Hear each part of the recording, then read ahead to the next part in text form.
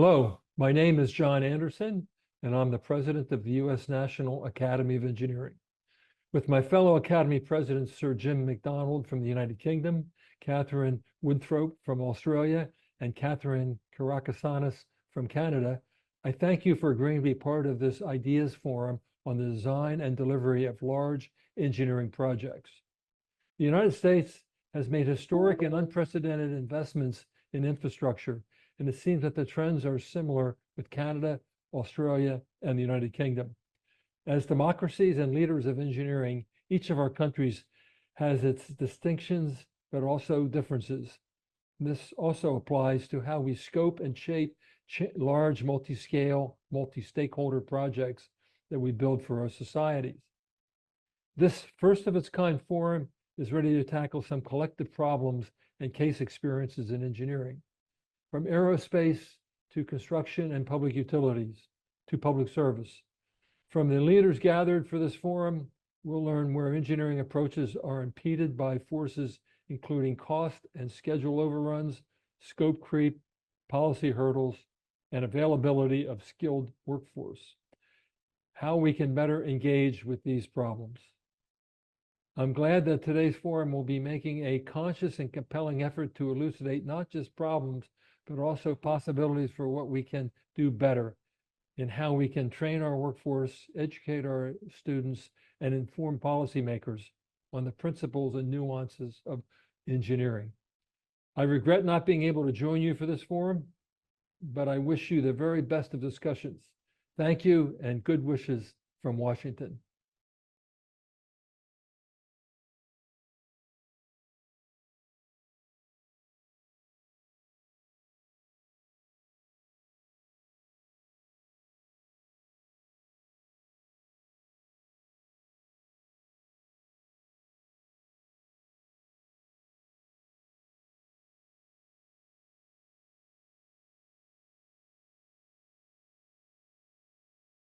Friends and colleagues from Australia, Canada, the United States, and the UK, and of course the observers from around the world.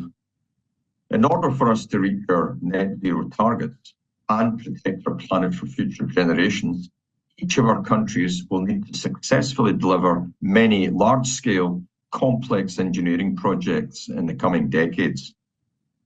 These will range from the rollout of renewable energy technologies and new generations of nuclear power plant, to the redesign of energy grids, through to the development at scale of low carbon heating and cooling solutions.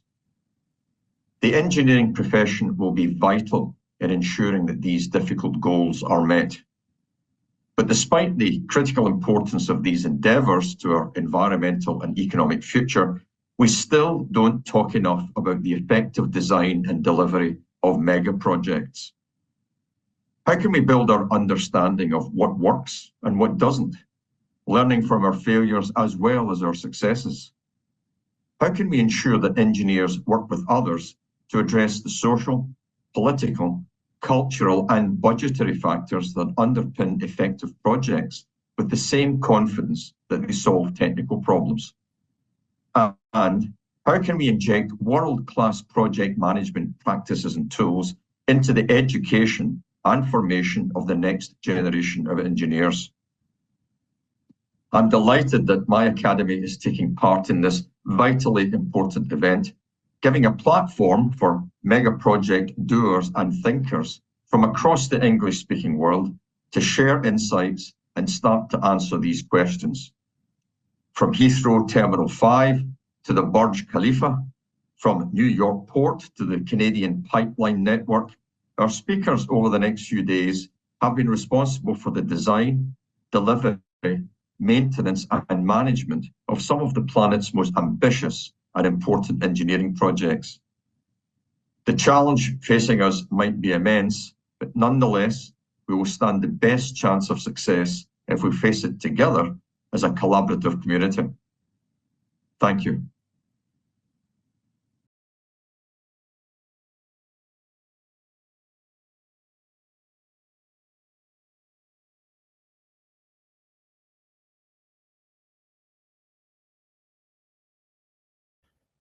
Hi everyone. As we join from evening time in Australia, I'd first like to do something very Australian, and that's to acknowledge the traditional custodians of the lands from which we meet. I'm joining you today from Camaragal land on the North Shore of Sydney, and I pay my respects to elders past and present, and to any Aboriginal and Torres Strait Islander people who join us online today. As we share and discuss our own knowledge and practices, we recognise the deep knowledge forever embedded in custodianship of country. On behalf of the Australian Academy of Technological Sciences and Engineering, ATSE, it's a great pleasure to participate in this project alongside many of our closest partners. Australia has long-standing technological science and engineering partnerships with the United States, the United Kingdom, and Canada. Over the coming years, the achievement of our shared goals and objectives will necessitate the delivery of infrastructure on a massive scale. This infrastructure will help us reach net zero emissions, feed the global population, make our cities livable, and understand our planet and universe. The challenge of effectively designing, managing, and coordinating these projects while fostering the necessary skills pipeline to ensure their continued execution into the future remains significant in our field. I'd like to extend my gratitude to ATSE's panelists and moderators who agreed to participate in this program. Romilly Maddew, Louise Adams, Peter Quinn, Jane McMaster, and Sarah Pearce. All the fellows of ATSE are deeply familiar with Australia's engineering sector and the challenges and constraints we face in delivering these large-scale projects. Moreover, I want to acknowledge the collaborative spirit that underpins this program. The ability to bring together diverse perspectives and expertise from different countries not only enriches our discussions, but also enhances our ability to find innovative solutions to the pressing challenges we face. Thank you very much to everyone involved in making this event possible. Your participation and contributions are what makes such endeavours successful. Enjoy the event and let us work together towards a brighter, more sustainable future. Thank you.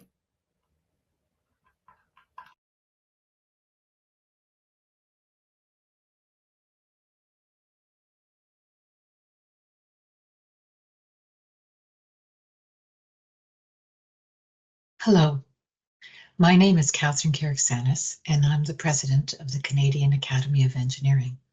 I'm also the Chief Operating Officer of Morrison Hershfield, now Stantec, a Canadian consulting engineering firm with offices across Canada and the US, and Stantec has over 35,000 professionals around the world. I'm also the president of FIDIC, the International Federation of Consulting Engineers, representing over 100 countries and 1.5 million consulting engineers. I'm talking to you today from Toronto, Canada.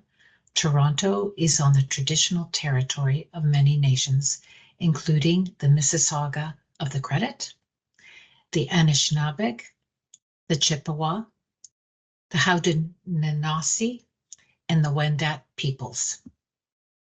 The Canadian Academy of Engineering has identified the successful design, planning, and execution of many large concurrent engineering projects as a key element of our strategy to meet net zero carbon emissions by 2050.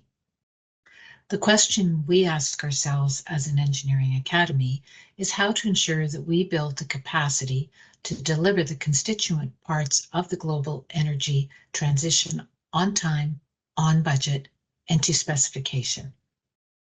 We believe that it is by working together with other academies who share similar challenges and interests that we can help develop policies to ensure that the capacity to address this unprecedented challenge is in place. I look forward to hearing the discussion of our distinguished panelists and working together to reach our net zero ambitions. Thank you.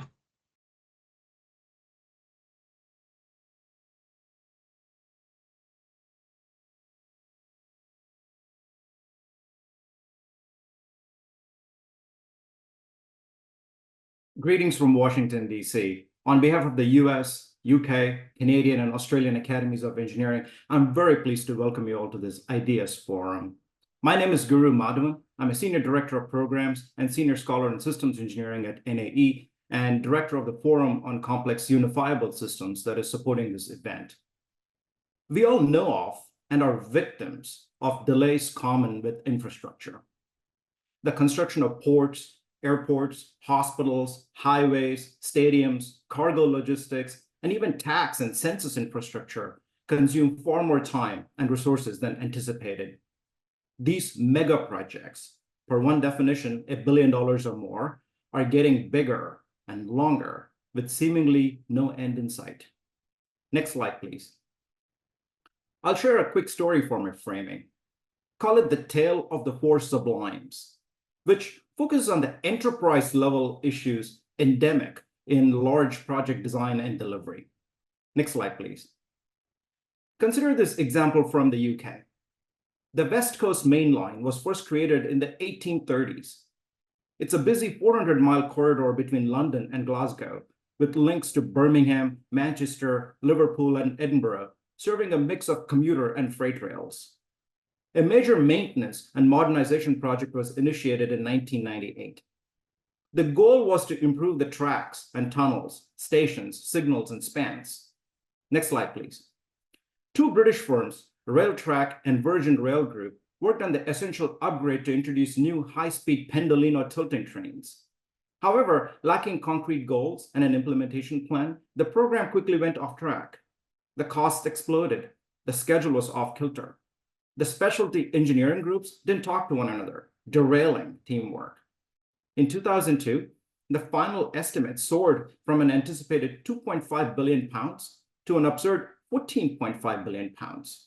By then, Railtrack had delivered only 1/6 of the project's scope. The public sector intervened. Network Rail was created. And under our first speaker's leadership, the organization followed through on requirements with a renewed focus on outcomes, monitoring, and accountability. More delays and cost overruns were unacceptable. Practical requirements management turned the project around and successfully delivered on the first two phases in 2007. The results showed increased train speed and frequency, better punctuality, and decreased journey times. But the excess cost of about 6 billion pounds from previous efforts was avoidable. The key point here, as our speakers today will discuss, is that live, large-scale projects are invariably hampered by technical, organizational, and social forces at play. Next slide, please. Indeed, 90% of all mega projects have cost and schedule overruns. In real cost terms, look at the Australian example. The Sydney Opera House was 1,400% over. In Canada, the Montreal Summer Olympics was 1,300% over. In the US, the Medicare transaction system was 560% over. And in the UK, for example, the Humber Bridge was 180% in excess. Next slide, please. Oftentimes, this is notable with the Big Bang infrastructure packages, including the $1.5 trillion law passed in the United States. One has to see, as Ben Fluberg calls, the four sublimes. Next, the first is technological, which provides the excitement for engineers in pushing the envelope for what is possible, the longest, the tallest, the fastest type of projects, not necessarily the cheapest. Next, the second is political, which provides the rapture officials want from building for their causes, from which comes visibility and votes. Next, the third is economic, that provides delight to businesses, money, jobs for trade unions, contractors, consultants, bankers, investors, landowners, lawyers, developers, and construction and transportation workers. Next, the fourth is aesthetic, which provides the pleasure that builders and communities seek from a good design, from something very large that is also iconic and beautiful, such as the Golden Gate Bridge, or the Burj Khalifa, or the Millennium Park. The core of large projects management can get hijacked by these sublimes. Next slide, please. Our forum speakers know a lot about these sublimes. They've experienced them all. Today, our sessions will be tackling the influences beyond the technical considerations of a project. We look at how effective practices can be adapted, if they can, from various contexts of megaprojects. You see, contemporary large projects go far beyond buildings and railroads. Now they can be Joint Strike Fighter aircraft program, or the James Webb Space Telescope, wind farms, or fusion research facilities, even some large individual container ships, passenger cruise ships, or military submarines. Each initiative comes with risks and uncertainties, and critically, accountability. We can manage them well only if we are strong in our fundamentals to conduct more responsive and responsible forms of engineering. And here we are going to be engaging with such realities. Next slide, please. We are fortunate to have Sir John Armitt as our first speaker. Sir John is the chair of the UK National Infrastructure Commission. Earlier, he was chair of John Laing's International and Civil Engineering Divisions, chief executive of Union Railways, chief executive of Costain, and chief executive of Railtrack, and later Network Rail until 2007. He was chair of the London 2012 Olympic Delivery Authority, and later chair of City and Guilds and National Express Group, a past president of the Institution of Civil Engineers and a fellow of the Royal Academy of Engineering. He received a knighthood for services to engineering and construction. After Sir John's remarks, we'll launch right into the first block led by Romilly Madiu, and then into the second block led by Oscar Sigvaldason, with the wrap-up by Robert Crawhall. Sir John, it's a pleasure to have you, and thank you. Now over to you.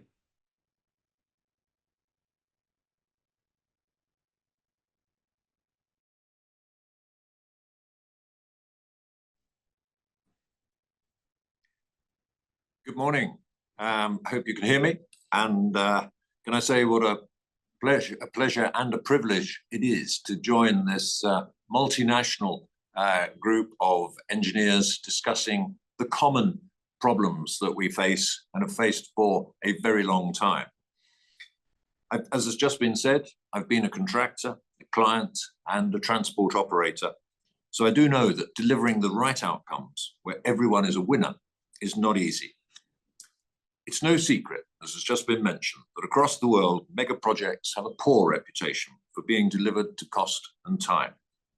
Ben Flyberg's book, How Big Things Get Done, looked at thousands of projects and finds that only 0.5% meet the three requirements of time, cost, and benefits realized. So what are the answers? Well, for me, the three basic considerations for any project or program are why, what, and how. We tend to rush to the what and the how. They're more exciting, but the why is the vital first question.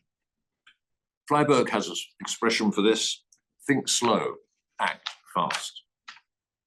Why? What is the purpose? What problem are we trying to solve? What outcome do we want? Is it time? Is it a capacity increase? Economic growth? Aggregation of businesses and people?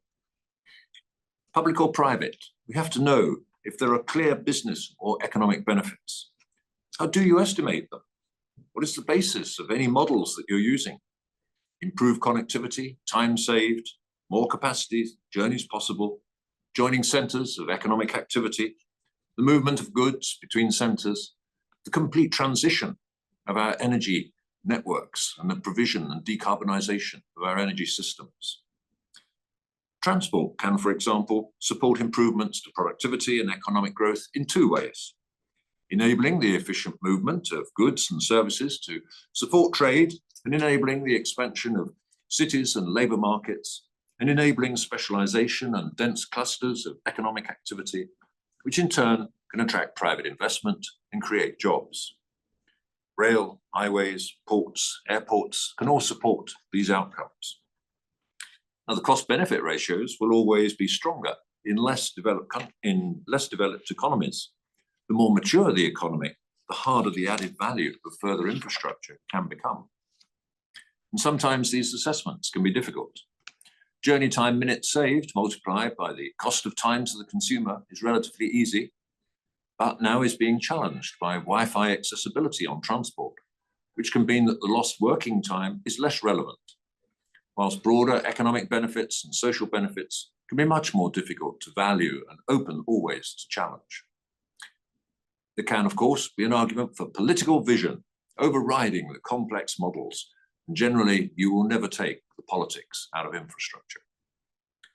It's important to have an integrated strategy for your road and rail, your freight distribution networks, balancing the various impacts and cost benefits. And of course, as we're seeing today, all systems are totally reliant on digital technology, which again has to be incorporated into these other systems. You need to differentiate between intercity and interurban. There's a strong argument that the former should be the responsibility of central government, the latter of local government. Priorities are going to be to reduce congestion, reduce CO2 emissions, that recognize the environmental impacts and community impacts of new infrastructure or new towns. Promoters can be private sector developers and utility owners, or the government, whilst in the PPP and PFI frameworks, it's often the government who takes the ultimate risk on the cost overruns. Consumers can sometimes pay through extra charges during construction. For example, the Thames Tideway £5 billion storm and wastewater project in London currently coming into its final commissioning phase. Government can take the construction risk, then sell the operation and revenue stream of the asset to private operators through a long-term concession. But whatever system we use, ultimately the citizen is going to pay, either through general taxation or at the point of use through road tolls, electricity bills, water bills, whatever utility is using. The decision on the required outcomes and the outputs leads to scope definition and affordability. It's important to hear the voice of the eventual operator, or if there's not one, then you certainly need to create a shadow operator. Questions to upgrade the existing or build new. Upgrades will impact current operation, but likely receive less objections, pose fewer environmental challenges. In the UK, you can use permitted development rights with existing land take. Mention was just now made by Guru of the West Coast Upgrade project, which we delivered during my period at Network Rail. And it's all very well taking a railway apart every night and making some more improvements. You've then got to bolt it together at 5 o'clock in the morning and hope that it all works. Sometimes it doesn't. Building new can, in fact, in some senses be easier, but can we afford it? Can we deal with the community impacts? So how do we go about planning? Consultation with stakeholders is vital, and the earlier, the better. Consult on the principles of the project, demonstrate the need and the benefits before getting into possible routes and possible ways of dealing with the challenge. The worst approach is to drop a single intended option thought up by the engineers through hours and hours of consideration without consultation. This is what happened in England on HS2. On HS1, which I was involved with, we had multiple options. We upset pretty well the whole of the corner of Kent with our different options. But after 2 years of going around the village halls, people were saying, please, will somebody make a decision? Tell us what the final route is going to be. But slow planning process and approvals risk, judicial reviews, all turn investors to other easier markets. There are many aspects to consider in improving planning procedures. There will always be objections. The objections can come, of course, as we've heard today, sometimes from indigenous groups and their tradition of the land that they own. In the UK, there's no doubt that a village which has been in the same place for 200 years generates exactly the same sort of reaction from the people who live there as those who might have owned the land 1,000 years before. Objections of principle, ideological, for example, emissions in general, or for example, more and more air travel. There may be strong arguments today against, but in 30 years' time, or 20 after completion, there may be alternatives.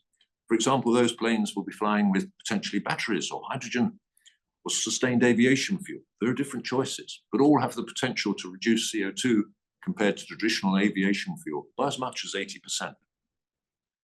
What, of course, is an increasing challenge is reducing the whole life emissions, especially carbon, and looking at design and construction through the lens of carbon reduction. But as long as we are largely dependent as an industry on cement and steel, I do not pretend that this is going to be easy, but it is a challenge that we just cannot ignore. Aviation noise, restricted landing and takeoff times, now, but probably quieter planes in the future. In the UK, we did a 3-year study on alternative locations for expanding airport capacity in the southeast, with existing airport expansions or a brand new airport in the Thames estuary. Not surprisingly, a great politically inspired project and vision from our mayor at the time. The key issue was, however, trying to foresee future operation.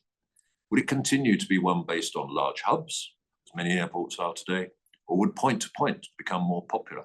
You're trying to judge how is the market going to move in 30 years' time. Rail, we see as having an environmental advantage, less land take than roads, and if electrified, fewer emissions. But with EVs, these arguments are harder to make in support of rail. Reducing road congestion is now seen as the main benefit, whilst a new debate is now starting around the benefits or the risks of connected autonomous vehicles.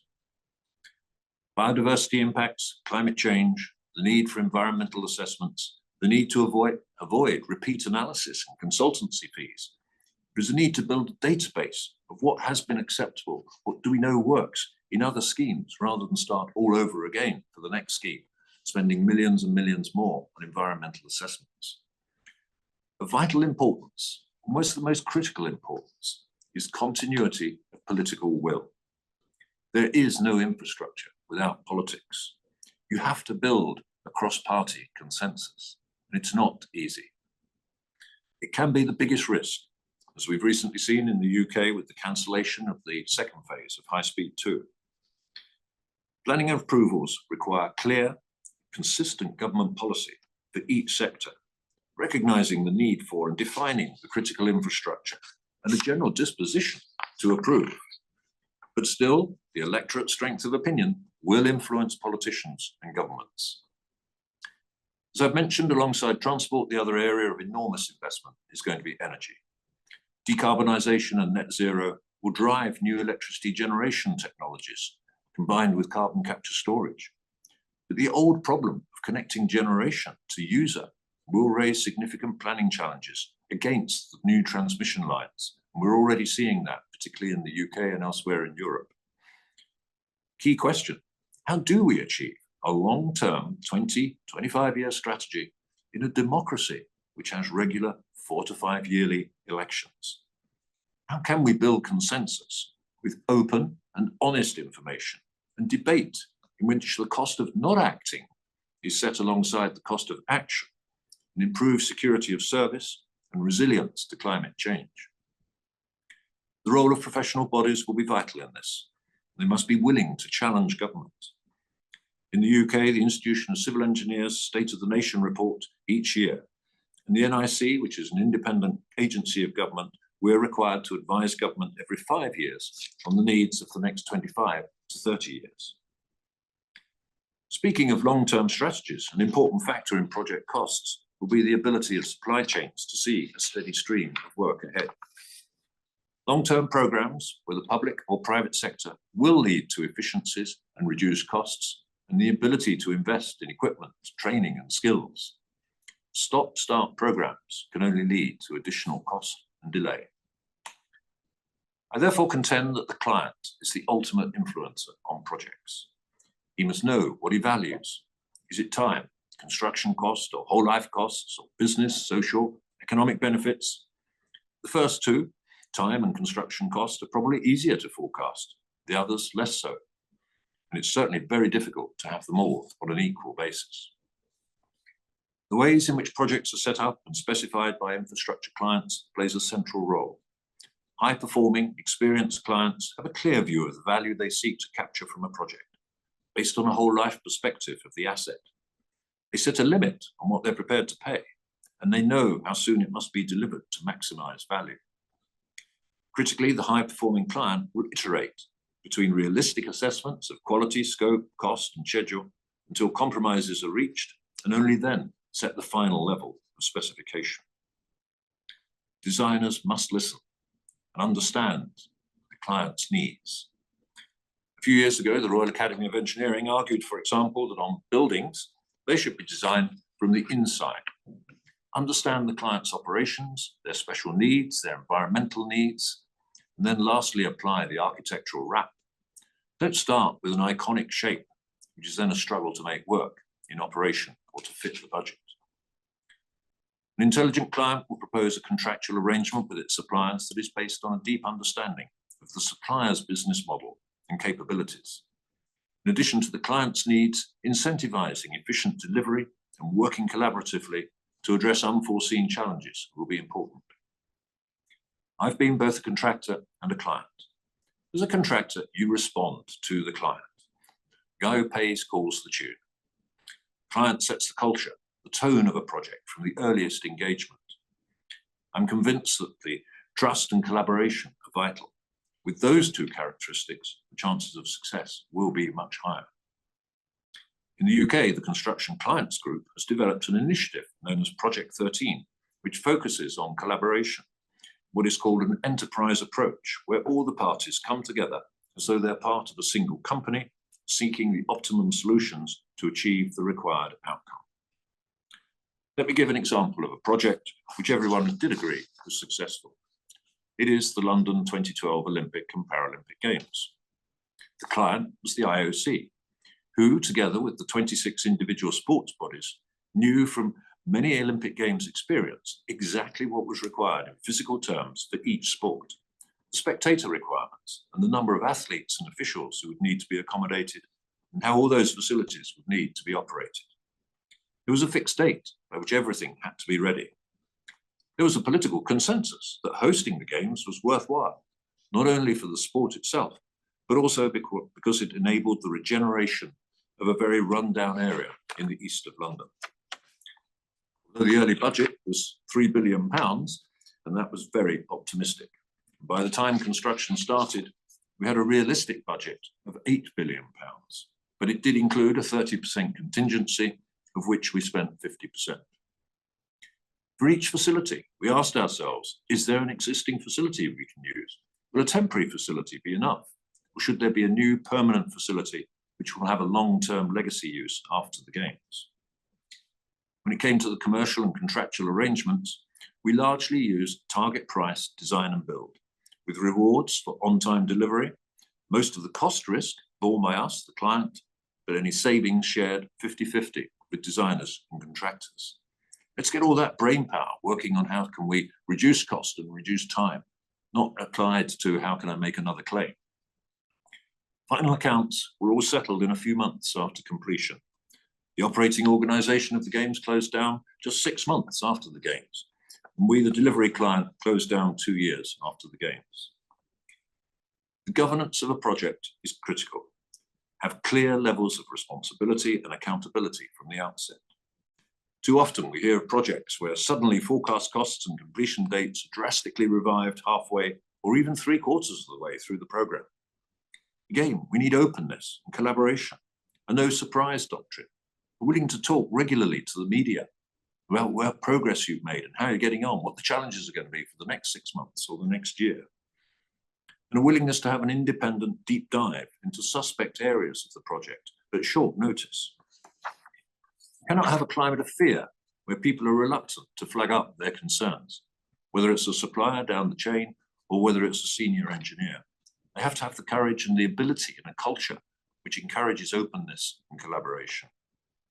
So keep the media on site, regularly brief them on progress and the challenges ahead. The more you involve people in problems, the more you can get them to share and find solution. We used all of those techniques on London 2012. Today, 12 years on, the park has become a new place and destination in London. It continues to develop with commercial, arts, housing and university buildings, together with the legacy sports facilities. Now, I would agree that a basically 225-hectare square site is easier than one stretching over a couple of 100 kilometres. The overall approach can be the same. So let me conclude by saying what I believe that approach should be. Spend time on understanding the purpose, the why of a project, the outcomes you require. Iterate time, cost and value to obtain the right balance. Have a clear governance structure. Build trust and require collaborative working between client, designers and contractors.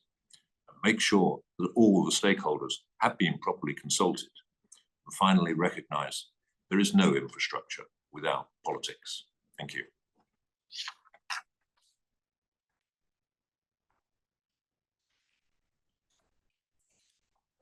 Thanks very much, Sir John. Good evening, everyone, or good morning. My name is Romilly Madew. I'm the CEO of Engineers Australia and the former CEO of Infrastructure Australia. I'm coming to you from Ku-ring-gai land of the Eora Nation, which is the Northern Beaches in Sydney, and I pay my respects to elders past and present. Welcome to the session on the technical, organisational and geographical forces affecting large projects. Large engineering projects, often defined by the complexity, scale and significant investment, drive infrastructure and economic development in many countries. In Australia, we have seen more and more challenges with these projects. It has been reported that over the last 2 decades, overruns of these big projects have cost more than $30 billion. The issues with many of these large projects is they are often poorly scoped. In 2023, the Australian government announced a review of the $120 billion nation-building infrastructure pipeline. This was because the projects had been given approval without sufficient funding, resources and decisions being made without the appropriate checks and balances and business cases.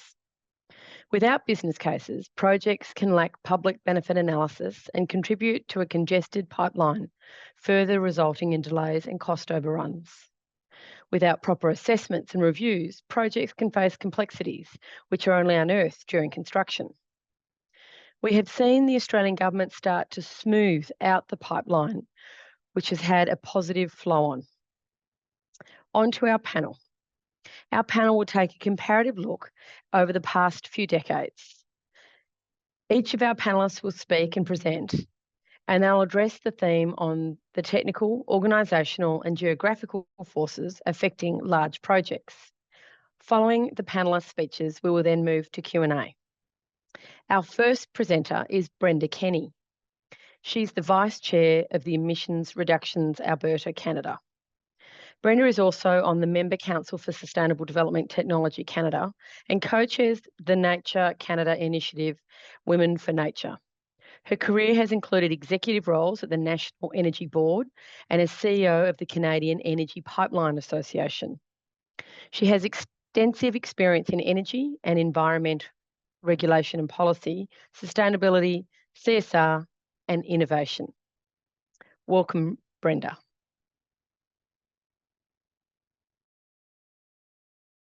Hello, thank you. What a great lead off today, and I'm calling in from Calgary, Alberta, in Western Canada, near the Rocky Mountains in Blackfoot territory. It's a pleasure to be here today.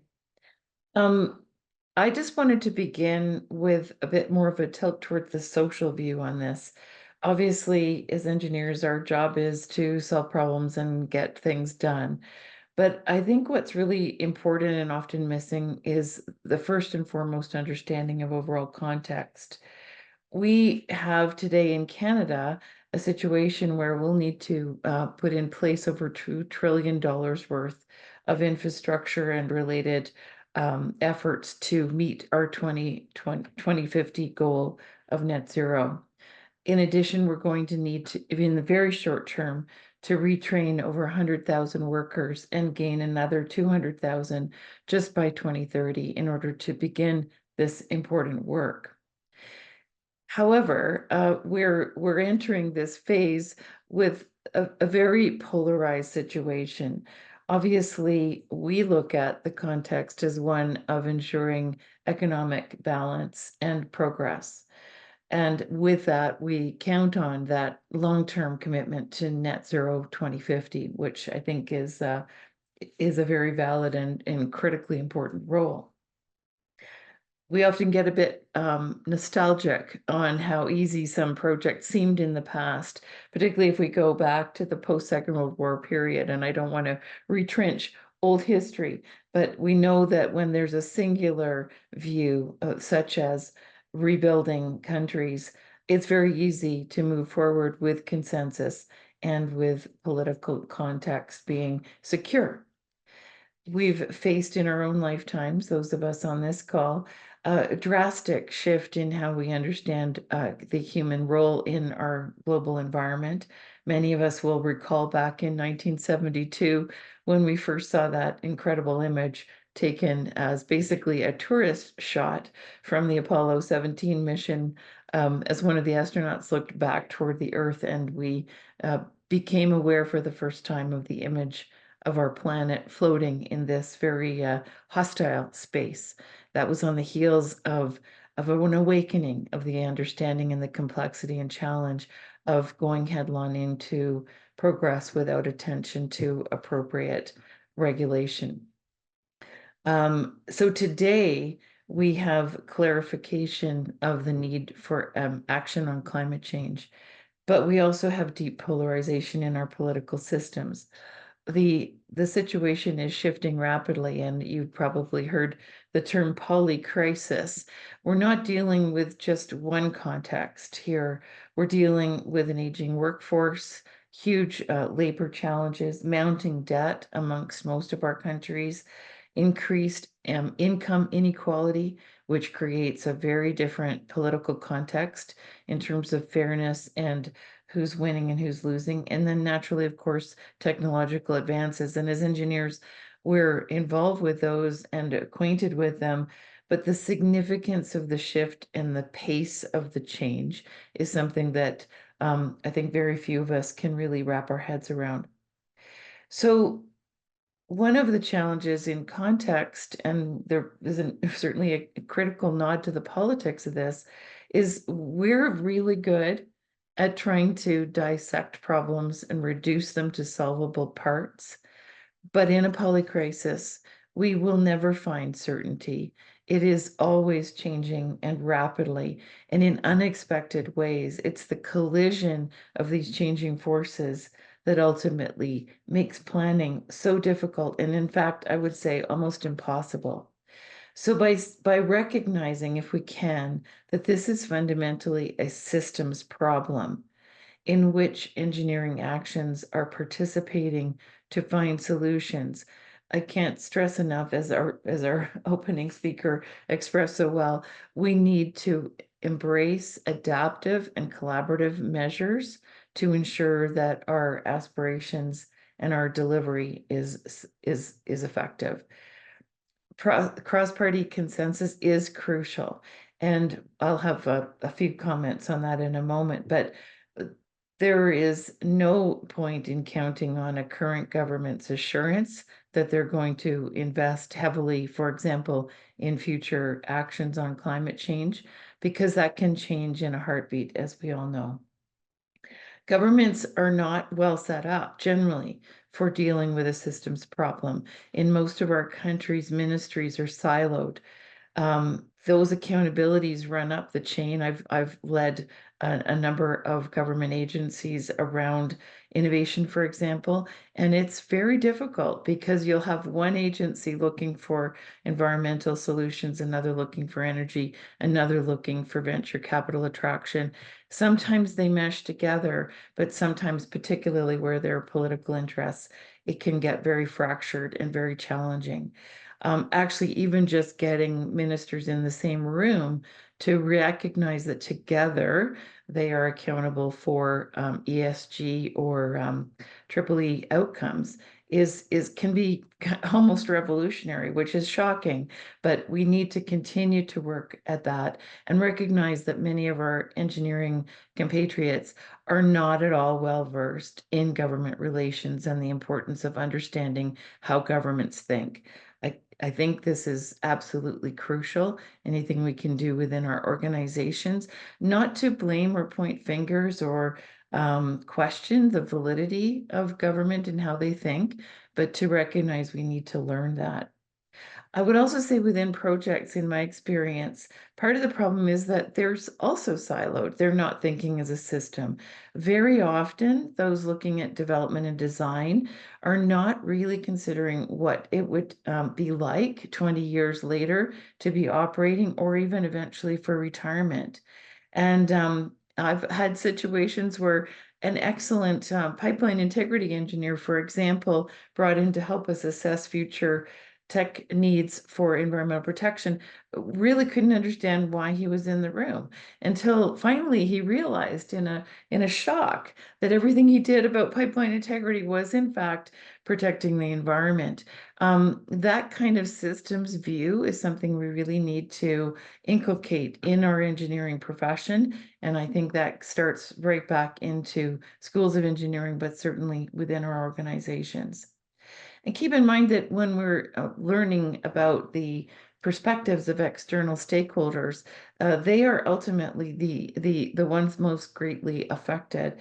And they are really troubled by this piecemeal approach. If you come in and talk to them about design and construction, but have no answers about what happens 20, 30, 50 years later on retirement, that's going to undermine trust. So we need to be able to consult with them often, embrace them, involve them in this perspective on the projects, but don't just come in as the project developer and only be focusing on development. We have good examples in our industries about how to do that long-term view. I can point, for example, in the chemicals industry to Responsible Care, which actually was born in Canada out of the wake of an accident that required 300,000 people to be evacuated in the Greater Toronto area when a chlorine rail leak was creating great risk. Out of Responsible Care, which is now global, there's a full supply chain view, there's constant improvement, there's an open conversation about worst case scenarios and involving stakeholders from the get-go. In nuclear, Wayno would be a similar example, and there's many others. But we need a coordinated view, and it has to be full life cycle in order for us then to nest the development of new projects within that context. Finally, I would just say that from the Canadian conversations that we've been having, the idea of an industrial strategy has emerged, which I think is not a new idea, but is really important and can really help with that cross-party consensus that can stabilize and mute the political risk. It can also help with ongoing stakeholder engagement, even for people who are maybe not directly involved with a particular project. If we can look at an industrial strategy, involve people early and often, and continue to adapt that as our global context changes, as our understanding of the urgency of risk changes, that will be really, really important. That can work really well even at a regional level. In my pipeline experience, for example, major cities can have 5, 6, 7, 8 large pipelines coming in and out, and most citizens are unaware. So when a new pipeline is being planned or proposed, suddenly there's shock and horror, and everyone is very legitimately concerned about the risks, and yet they've been living with and around those for generations. We need to be a lot more transparent and think cross-company and regionally so that people can get their head around what they're already using and needing as infrastructure, so that a new proposal is not something that comes out of left field and feels very new and very different, as opposed to a complementary improvement and advancement to meet their needs and have their voices involved with that planning. I'll stop there, and I look forward to the Q&A and further conversation. Thank you. Thanks so much, Brenda. Our next speaker is my friend and colleague, Louise Adams. Louise is a chartered civil engineer who is currently Aurecon's Group Chief Operating Officer in Australia, overseeing the business performances across its Australian, New Zealand and Asia footprint. In addition to her role with Aurecon, Louise is a member of both the National Advisory and Fiduciary Boards of Infrastructure Partnerships Australia and a member of Consult Australia's Champions of Change group. She's also an elected fellow of the Australian Academy of Technology and Engineering, ATSE.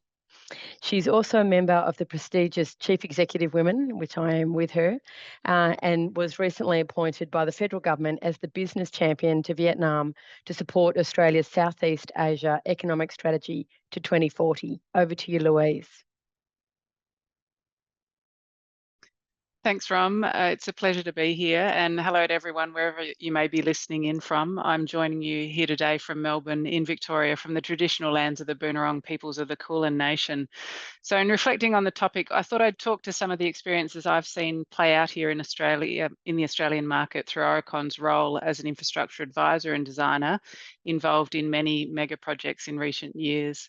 Notwithstanding copious amounts of research and academic reports on areas of focus, as Romilly outlined in her introduction, much like the rest of the world, we seem to have far more examples of failures than we do successes. But I'm going to attempt to give some of my views against the three areas of focus, along with some specific examples where I've seen both good and bad practices play out.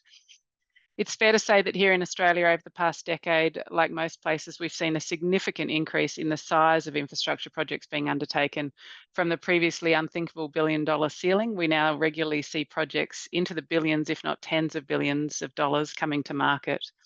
These mega projects are intended to deliver benefits to the community, often responding to pressures typically associated with population growth and urbanisation, but more recently around decarbonisation and the broader energy transition. If I first consider the organisational forces that impact these large projects, then it would be remiss of me not to reiterate what's already been said tonight, that the sheer size of the mega projects puts a good deal of strain on traditional organisational setups. Often in Australia, the delivery structure used in these mega projects requires multiple different entities to combine under a particular procurement regime. And there are, of course, nuances to each of these contractual setups, but the bigger the project, likely the more entities joining the mix, all with the expectation that this collective effort should be seamless. And regardless of the intent, the reality is that they are often not, with each entity often needing to balance the delivery of an outcome with the individual interests of their own firm. In reality, the size of these projects often demands an organisational structure in its own right, with proper governance, financial and risk management, human resources, IT, marketing, and operational oversight, all aimed at attempting to align each individual entity towards the collective success of the project over and above all else. This aligns with the UK example that Sir John gave in regards to the key principles of Project 13. This requires clear contractual arrangements in place from the get-go that protect the individual entities and provide appropriate risk management and transfer strategies, as well as defined processes for dealing with cost overruns and completion challenges, so that the overall project first position is maintained. Organisations this size are usually created over decades, not stood up overnight. And the accelerated nature of standing up the equivalent of a large multidisciplinary construction, design and delivery business in a matter of months requires a good deal of experience, strategic foresight and operational clarity, often in an environment where the project of that size and nature may not have been undertaken before. We need to now employ C-suite skills where we previously focused solely on technical or project management capabilities, a significant shift in mindset, which I feel wasn't initially identified in the most recent Australian infrastructure boom, which did result in many mega project issues occurring just from a sheer lack of capability in managing all the peripheral elements of running a business rather than simply a project. Whilst on the topic of organisations, it's worth touching on culture as a major force contributing to the success or otherwise of mega project delivery. Here in Australia, a construction industry culture task force has been set up precisely in response to that. This task force is a combined effort between the Australian Constructors Association, the New South Wales and Victorian governments, and it's supported by a series of research institutes, all focused on how to work collectively to set standards across industry to improve productivity and workplace experience, and to ensure that this standard is embedded from procurement through the life cycle of the project. This is a significant shift to achieve, but one that is critical to improving mega project delivery across a number of key elements, not the least of which is making this sector more attractive to work in. And I would note that we often talk about making this shift to make this sector more attractive for women and other minority groups, but with men in the Australian construction sector twice as likely to die from suicide compared to men in other sectors, I would suggest that this culture shift is just as much about making it a better place for them. So if I move to technical forces, I read this as meaning items like quality, sustainability and innovation, and how to ensure that these elements are entrenched in the delivery of mega projects in a positive manner from the start. Once again, the ultimate intent of elements like this is to drive better ways of delivering outcomes that will have a positive long-term impact on communities. From a design perspective, one of my passions, I would say that here in Australia, in the major project delivery space, we often struggle to deliver on this intent. For example, most government-funded major infrastructure projects have onerous independent verification processes that are unintentionally geared to drive fairly insular behaviours between designers and reviewers that often result in everyone reverting to BAU solutions in favour of something more innovative or leading edge. These processes are often extremely costly to the taxpayer, and whilst intended to hold a high bar on quality and design, in my experience, they often stifle creativity and new ways of working. It simply becomes too difficult to challenge the status quo and in and amongst the heavy weight of time and cost pressures. On the positive side, the Victorian government's level crossing removal program set about to remove these barriers across their program of works by implementing incentivisation schemes to drive greater focus on innovation and sustainability. This program is being delivered by a series of construction consortia, each responsible for a suite of level crossings. The incentivisation scheme provides financial bonuses for innovation or sustainability-based ideas that are implemented within the consortia's program, but also increased financial bonuses if those ideas are taken up and implemented by other consortia across the broader level crossings program. So this incentivises collaborative behaviours like sharing IP and lessons learned in real time through delivery.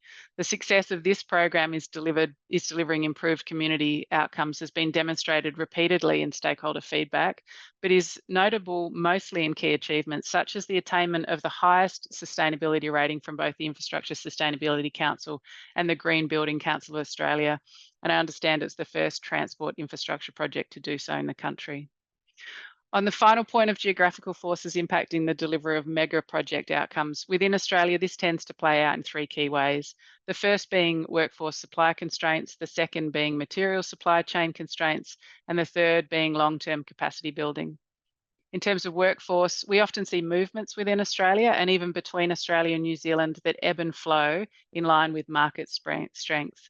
So normally if there was a strength on the eastern seaboard of Australia in infrastructure markets, we'd see the movement of workers away from South Australia and New Zealand towards Victoria, New South Wales and Queensland. And this is often driven by opportunities simply to get higher salaries to fill this demand. And we are currently seeing this play out due to a slowdown in the New Zealand pipeline, which is concerning for the New Zealand government as they once again lose expertise to Australia. Material supply is also often a challenge for mega project delivery in Australia, with constructors often reliant on international supply chains to deliver outcomes. A more recent concern in this regard is also around sustainability. If we take the current trend of timber buildings as an example, some of the advantage of this approach to construction is eroded by the need to import appropriate hard timbers, often from Europe. So if this could be sourced locally here in Australia, then the environmental benefits would stay intact and the argument for more timber buildings would be much more robust. And that lends itself to the third issue of local long-term capacity building. There is always substantial opportunity for a stable long-term infrastructure pipeline to create numerous localised opportunities for investment in upskilling of workforces or the introduction of local manufacturing industries to support mega project delivery. An example of this being done well would be here in Melbourne, the Victorian Tunnelling Centre, which was a joint initiative between government and constructors to create skills capacity in tunnelling to support the rollout of mega projects such as the North East Link, Melbourne Metro and the Westgate Tunnel project. Or the recently announced federal government Future Made in Australia initiative, which is going to focus on attracting investments and building capabilities off the back of the renewable energy market demand. So Rom, I'll leave it there and happy to take any questions in the Q&A section. Great, thanks Louise, much appreciated. It's now time to welcome Dr Juliano Denicol. Juliano is the Director of the Megaproject Delivery Centre at UCL and the Founding Program Director of the MBA Major Infrastructure Delivery.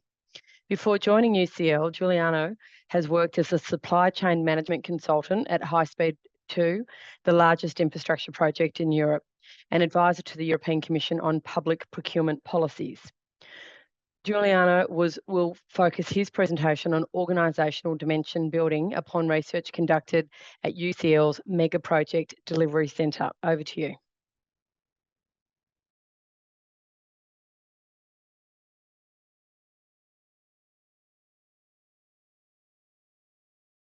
Good afternoon, and it's a pleasure to be joining you today from London.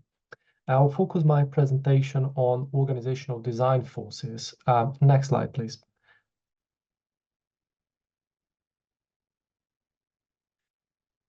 So a few years ago, UCL, University College London, focused efforts in developing science to tackle the global challenge that we have in terms of infrastructure provision. A few forces guided our thinking there when we created both the MBA in Major Infrastructure Delivery as the executive education arm to train the next leadership of major megaprojects, but also the Megaproject Delivery Center as the research component of that to develop the science based on evidence and case studies. Next slide, please. One of the key challenges that we observed at that point is that it's beyond technical. It is on the organizational, political, cultural challenges in each one of the countries delivering mega projects. Can we move to the next slide, please?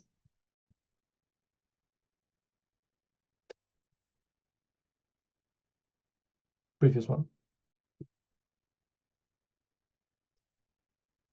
So the evidence that I'll present today is based on the research in the Megaproject Delivery Center. We reviewed more than 20,000 papers in different topics. We started with a performance review commissioned by Project Management Institute, and that was essentially with the briefing of uncovering the causes and cues or problems and solutions on mega project performance. That particular review was covered by multiple sources in the media. You can see mainstream outlets, also the Trade Association, Engineering News Record in the US and others in the UK and globally.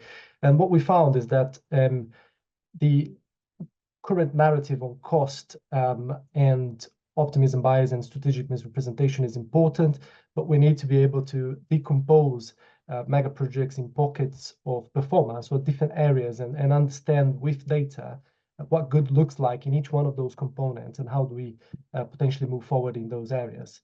So we are evolving specific particular aspects of mega projects in terms of supply chain management, organizational design, and procurement and portfolio management when we are talking about giga projects and portfolio of multiple assets being built and rebuilt in the case of the climate crisis and infrastructure resilience and the war in particular. So how do we deal with the organizational coordination at multiple levels to deliver the technical challenge? At this point, I would emphasize that I would like us to see perhaps more databases, and perhaps that's something that we can collectively invest effort beyond cost. We have a fantastic database in terms of the effects of cost, not so much on how do we control scope over the time of the time frame of mega projects. So in some cases, it might be cost growth and not cost overrun, given that we have a 20-year cycle and scope changes so much with different political configurations. Next slide, please. So how should client organizations be designed to deliver mega projects? What we are observing in the literature after several reviews is that we have a static proposition of organizational design. So clients, and I go back to Sir John's emphasis on the intelligent client and capable client, how do we equip clients, either permanent or temporary, to deliver those large complex projects? What the literature and the models are particularly saying is that we have one organizational design potentially in the transition from development to delivery, and that remains quite static. So there is no clarity on the development of that organization or lack of emphasis perhaps in science. So we need to potentially emphasize the evolution of that organization, the horizon scanning function, who is responsible within the organizational landscape to be refreshing that organization over time. When we talk about organizational capabilities, we come from the permanent, stable environment, and we can potentially highlight aerospace, automotive, and other high volume mass production environments, yes? So routines as the building blocks of organizational capabilities, and you have that learning over time, and you repeat time and time again. Obviously, when we translate that to infrastructure, it's not really possible because you have temporary multi-organizational teams being formed time and time again to different configurations of the technical asset that you are delivering. So the supply chain will be evolving from early works to a more digital railway systems potentially at the end. So the client organization should be evolving as well in that particular perspective. Yet we don't seem to have that science. I will emphasize also the configuration of clients here, and starting with the capabilities of the clients or the functions. So what functions do we want in-house in the client organizations, and what functions are we willing to, as a client, what we have appetite to outsource to the market, and who will be doing that particular function or capability over time. Here's another particular insight from the literature. It's a static conversation on capabilities. So we need to evolve that. So who will be doing what over time, and how does that change? How do we need to change as a client organization to integrate all of those parts together? Next slide, please. Here's a framework where we highlighted building on 171 interviews with the leadership of 6 megaprojects in the UK. So we highlighted a few actors and the organizational system of megaprojects, from owners to sponsors, clients, and partners. Sponsors here would be potentially recognized as government departments, Department for Transport in the UK, clients as the contracting authority responsible for that, to HP2 Limited, Crossrail Limited, and others, and partners as potentially program partners and project delivery partners working client side, integrated with the client or not. And here is an illustration of the traditional model and conversation that you have in literature and where the science is coming from. You often have one static representation of that dynamic, that organizational dynamics over time. So what we are suggesting here is that we have, from development to delivery to operations, a clear picture where we can actually start to model the capabilities and unpack the relationship between clients, or the intelligent clients, and how influential we need to be as a client to guide the effort of the entire supply chain. From development, the transition points to delivery, and transition to operations later on. So all of that should be clearer from the start, but actually with evidence, and that's what we are trying to build, not so much what we did last time or what are the other models, but how do we convince clients and governments that that's the best way to go. We seem to have a very sophisticated approach in terms of technical considerations and a lot of science to prove our points technically. Yet in infrastructure, the management and leadership components and science, in that space of fast evolving temporary configurations, it's less developed. So we need perhaps to invest in developing databases and case studies and methodological approaches that would provide us a robust sense check on the best way to proceed, given the appetite of different clients. Next slide, please.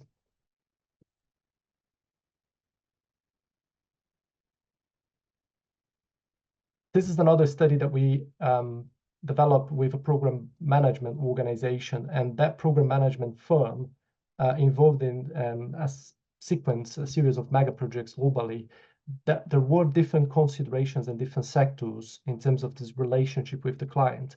I would echo what Sir John's highlighted in terms of contractors reacting to clients, and clients setting the tone and the culture of this. So this is scientifically highlighted in this study. In different sectors, we have different configurations for clients and delivery partners as separate entities with clear boundaries. In other particular sectors, we have clients and delivery partners co-located and even further integrated, working as the best athlete for the job. However, again, different configurations seem to work best in different phases of the project, and we need to provide more emphasis on the organizational design and the supply chain aspects of clients, dealing with this decision of when to shift from a more integrated approach and when to have more clear governance lines with different actors delivering services to the client organization. Next slide, please. So I outlined the organizational design and development body of knowledge here, and another interesting insight that we uncovered with several reviews in mega project management is that if you look only from the organizational design development perspective, you were very much emphasizing a central focal organization as the client, and how to build the intra-organizational capabilities, functions, and how high-performing teams would work internally. That might work in stable environments, but when you have a very fragmented supply chain delivering different components and different characteristics of supply chains, different firms and different strategies of those firms liaising with you, it might be an interesting idea to combine two bodies of knowledge here. So the organizational design development and the procurement and supply chain management perspective. So we developed this mega project supply chain framework based on a review of more than 2,000 papers, highlighting different levels and units of analysis here, because there is a lack of clarity when we talk about clients versus supply chains. We need to be way more precise in building the evidence on how clients, as this focal firm in the micro level, if you like, how clients would engage with contractors, tier ones, joint ventures in a dyadic relationship. So two organizations, how do we model that relationship? Is it through an integrated project team or different configurations over time? But further than that, how do we model clients through through tier ones and joint ventures to extended mega project supply chains, where we're dealing with 3 or more organizations, the tier 3s and 4s and 5s, where there will be a consolidation perhaps of products and services coming from one particular supplier, providing you and can clearly model bottlenecks in terms of capacity and capability of that supply chain. And this was interesting to observing in London's mega project ecosystem, as we had several significant mega projects being developed concurrently in London, since Crossrail, Thames Tidal Tunnel, High Speed 2, and many others now with the new generation of mega projects in terms of Hinkley Point C, Lower Thames Crossing, and others, all playing with the same skills. And there's a piece on skills shortage that needs to be debated much further, but the supply chain analysis seems to be critical here. Beyond that, to the macro perspectives, it's not enough to look at downstream, but also incorporate as a client organization the political science perspective, looking upstream. So how do we deliberately build political organizational capabilities to deal with the political layer? That will happen. It often happens by accident. So how could clients potentially liaise with the supply chain, but also build a deliberate team to engage with politicians, with the sponsor level of policymakers, and also to communicate with society? So this ecosystem perspective seems to be driven by the client, yet we seem to be focusing on the technology, on technical parts, and not so much debating the management and leadership aspects of mega projects. Next slide, please. I'll stop here, and I look forward to the debate over the conversation later on. Thank you. Thank you so much for that presentation. It's now my pleasure to introduce our final panelist, Ahmad Abdel Razak. Mr. Abdel Razak is the foundation and managing director and partner of Rise Global LLC, a firm that is specialised in all aspects of engineering and management works for large and complex development projects. He's formerly served as the executive president with Samsung C&T Korea. Among many projects at Samsung, Mr. Abdel Razak had been involved in all aspects of construction planning, pre-construction services, structural design and completion of the Burj Khalifa, Merdeka 118, Samsung headquarters, Tanjong Pagar, National Science and Technology Museum, the Millennium Park project in Chicago, and the Joy World Centre, India. It's now my pleasure. He's also a member of the National Academy of Engineering. Over to you. Thank you very much for the quick introduction. Obviously, most of the speakers have touched on a lot of the critical points that we face from a practical standpoint in both design and delivery of these mega projects, which each of these projects cost multi-billion dollars, including Burj Khalifa, like close to $2 billion, and some of the other projects, a $3 to $4 billion project. They are very, very complex. It involves a huge number of consultants, not only locally, but internationally. And most of the projects that you see here, essentially they are international projects, where it is a really mix of the best minds in the industry get involved with in the design, and most importantly in the delivery of these projects, where we were involved in going from the northern hemisphere to the southern hemisphere to the Middle East, where you are working different cultural aspects, and you always do some of these projects working with more than 50 different nationalities and cultures, and the delivery of these projects become extremely important. One of the things, obviously, myself, I work with the Skidmore, Owings & Merrill about 17 years as a designer, and then I joined CNT, work as a contractor for 20 years in delivery of this project. In particular, Burj Khalifa, I was involved in the design, and then when I joined Samsung, I was involved in delivery of the project and the construction, and also implementation of one of the mega research project in which we relate design and construction together. Again, as engineers, we are facing a lot of challenges. For example, right now, looking at the digitization, how we work, things have evolved enormously. And also we are, as engineers, working on a lot of new technological advances, whether it's in material or delivery on the projects in which, and to put that in context of delivering these kind of projects globally, it requires a lot of technological transfer across the globe. These are some of the projects that you see here I worked on the past. Obviously, when you look at big cities, such as Chicago, where it took about more than 100 years to develop into what is today, or New York, took more than 100 years. But when we're looking at other parts of the world, like the KL, it took only about 60 years to be where it is right now.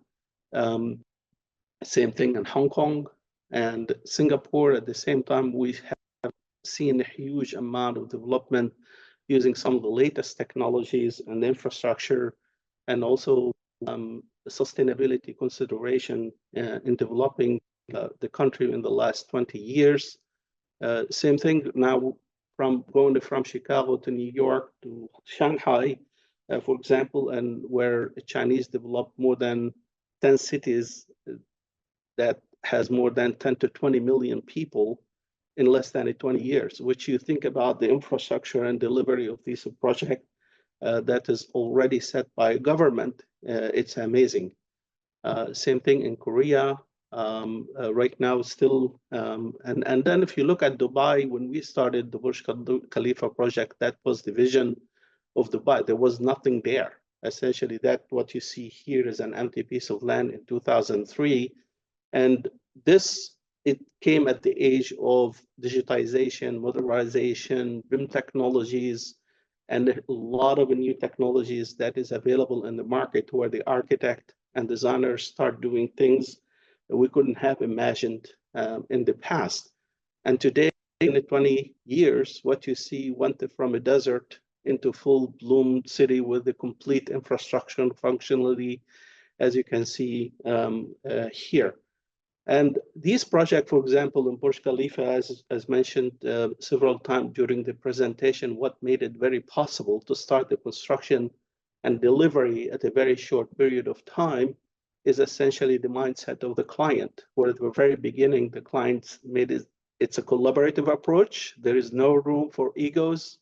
You deliver, you stay focused on the project, or you're out. It doesn't matter what your expertise is. And that pretty much set the tone in terms of what everybody has to do to have positive impact on the delivery of some of these projects. And this is what we see today. Obviously, tall buildings are influenced by high-performance material, which is digital technology, sustainability, modular construction. Right now, even tall buildings are energy generators, but we are not fully taking advantage of this. And as you will see, there is an opportunity that we are missing. But after Frank Gehry designed in the 1990s of this Guggenheim Museum, essentially opened the room for architects to do all kind of things that in the past, what you saw in New York or in Chicago, it was more systematic. We start seeing things that are crazy, and when you look at the design, you say, how do you build these things? You know, and then we started seeing tall, slender towers that kind of imagine how you deliver these mega projects. And some of these projects, when you look at them during the design process, you would think these are not possible. Believe me, when I saw some of these as an engineer, I thought, you know, they will be very, very expensive. They are iconic. They are not very efficient. And at the end of the day, many of the clients have implemented, and many of these projects are realized today. But today, obviously, the issue of sustainability become a major issue. And one of the things that we are working with in terms of tall building typology is gardens in the sky, more or less trying to bring vegetation into the design. And that is because of sustainability issue, and it was something we can do. And now we can see also other issues that we started to face is very tall, slender, pencil-like building that have their own challenges that never done before, in which we faces a lot of challenges that we never had before as engineers.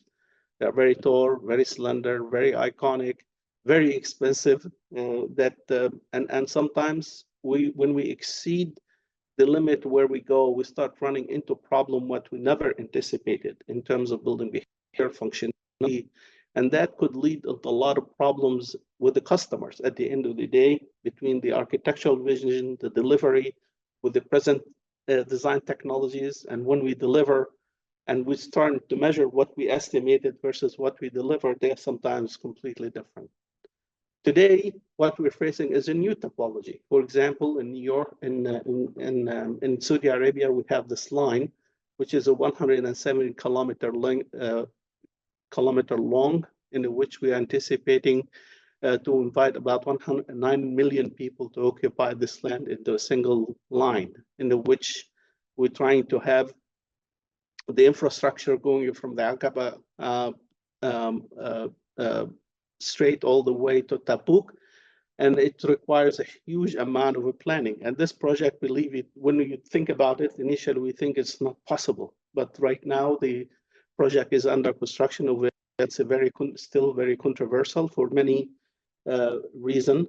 Again, you building a wall for 500 meter tall that extended 170 meter. Obviously, after all of things that is happening in terms of planning and delivery of this project, it involves so many people around the world, many consultants, and we face all kind of challenges right now as we speak. Then we have another project that's being proposed in Saudi Arabia is Mukab, which is about, especially for the first phase of the project, is about 4 million square meter project. The Mukab itself, which is 400 by 400 by 400 meter, again, these kind of projects are, you put almost a 20 fire state building in it, and which means that it's extremely expensive.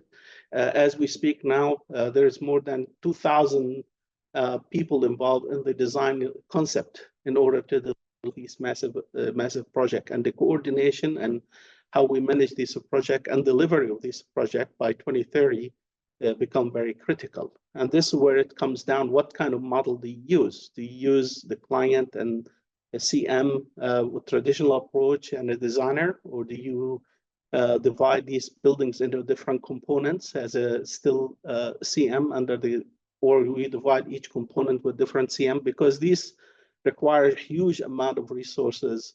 And because of the complexity of this project, multidisciplinary, it requires a huge amount of work.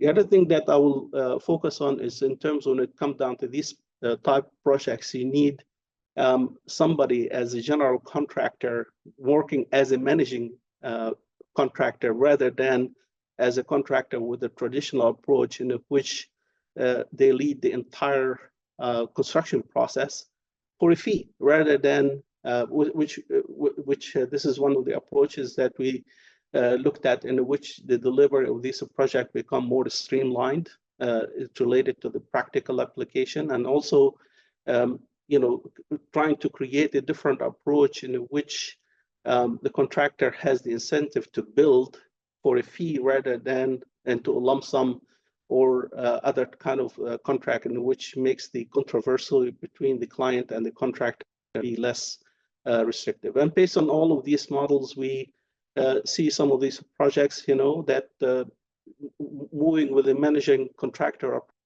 an integrated project delivery approach could be the best option to deal with some of these projects.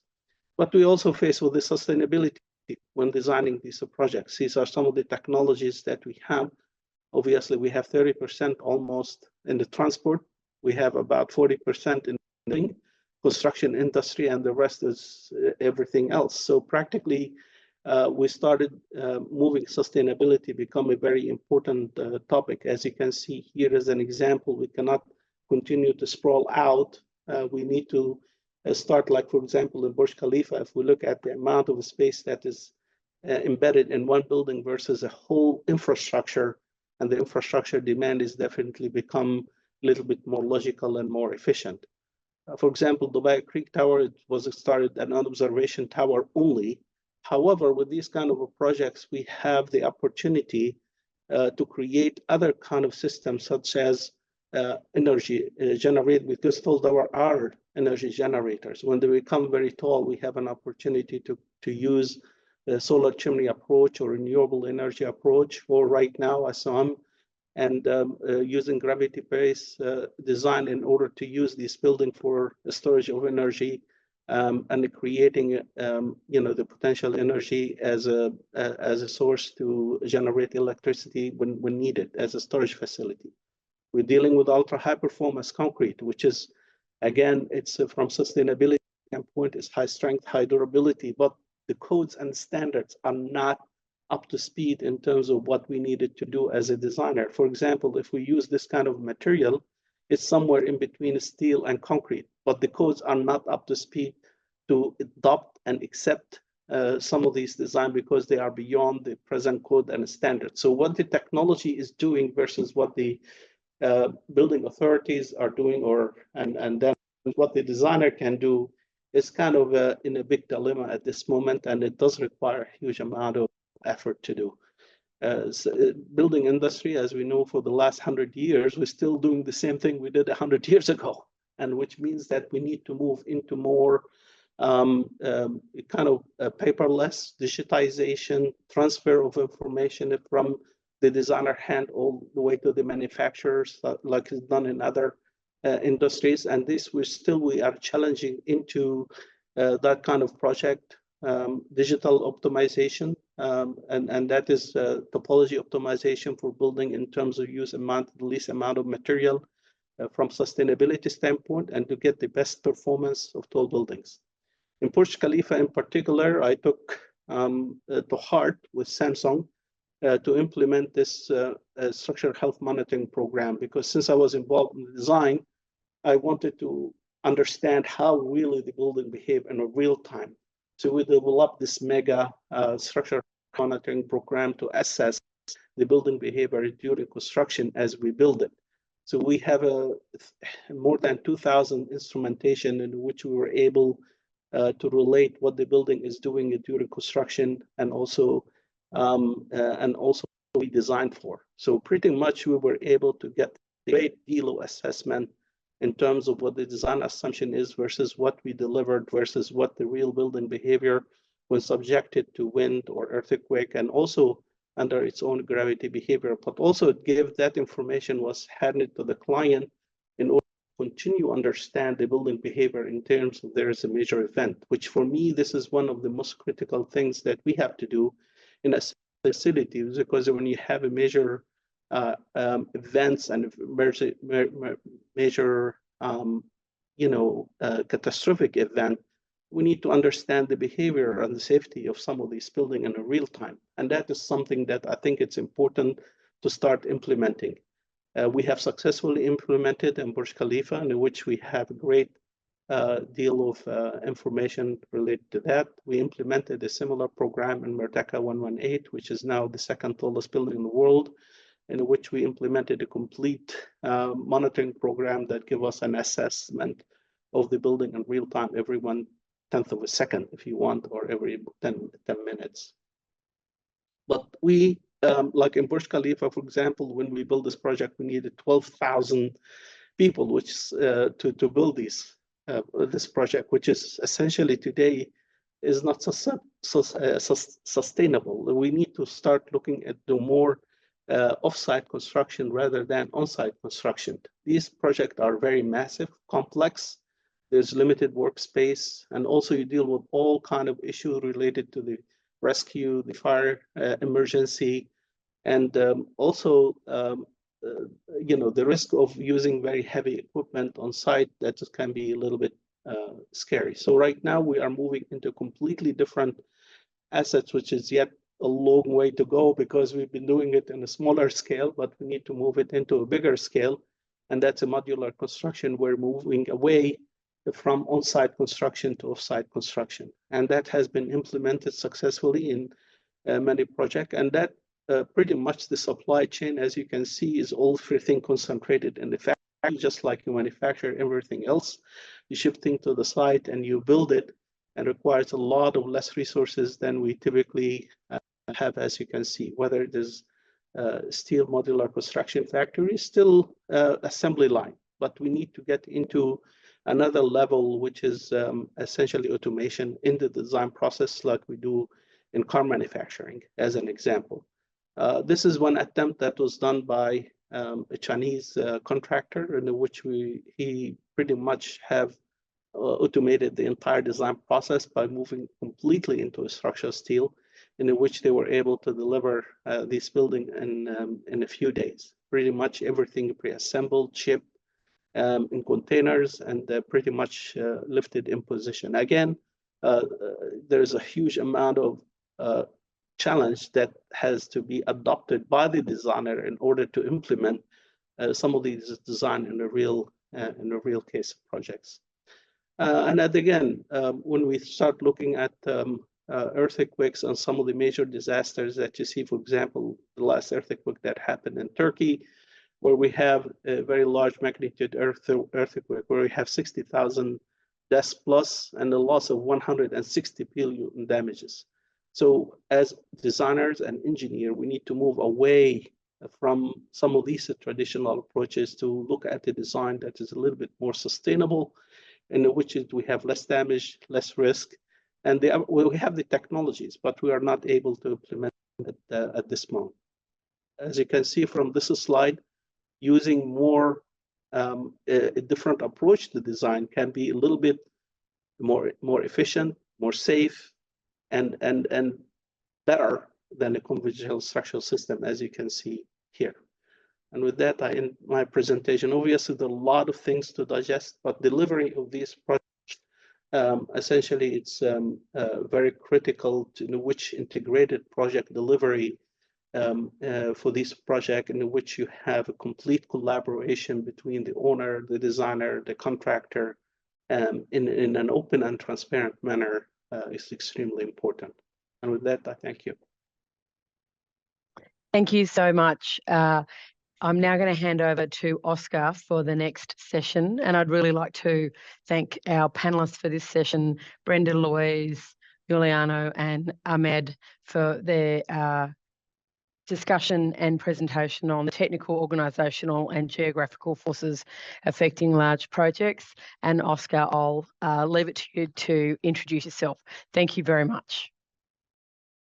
Okay, thank you. Can everybody hear me? I'll assume that everybody can. So my name is Oscar Siglalis, and I'm very pleased to serve as moderator for this Block 2 session of the Multi-Academy Forum. As already noted, the theme of the two-day forum is Design and Delivery of Large Engineering Projects and Ideas Forum. For this Block 2 session, the focus is on effective practices for managing megaprojects. I'm certainly pleased that a very distinguished panel has been assembled for this Block 2 session. After my brief introductory comments, they will each introduce themselves and give their summary presentation. As for my background, I'm currently chair of the Canadian Academy of Engineering's Future of Engineering Committee and served as project manager for the Academy's successful Megaprojects Leadership Forum, which took place in Ottawa on March 5th and 6th of this year. I'm a civil engineer and have spent most of my career in the consulting engineering industry, including engagement with several major energy megaprojects in Canada and internationally. From the just completed Block 1 session, we have received many valued perspectives about external considerations that need to be considered before decisions can be taken for selecting megaprojects. Our Block 2 session is now focused on how to deliver megaprojects effectively. As we all know, we are living with a legacy of poor performance for delivering megaprojects. We are all aware of megaprojects that have major cost overruns, late in coming online, and have not eventually served their intended purpose.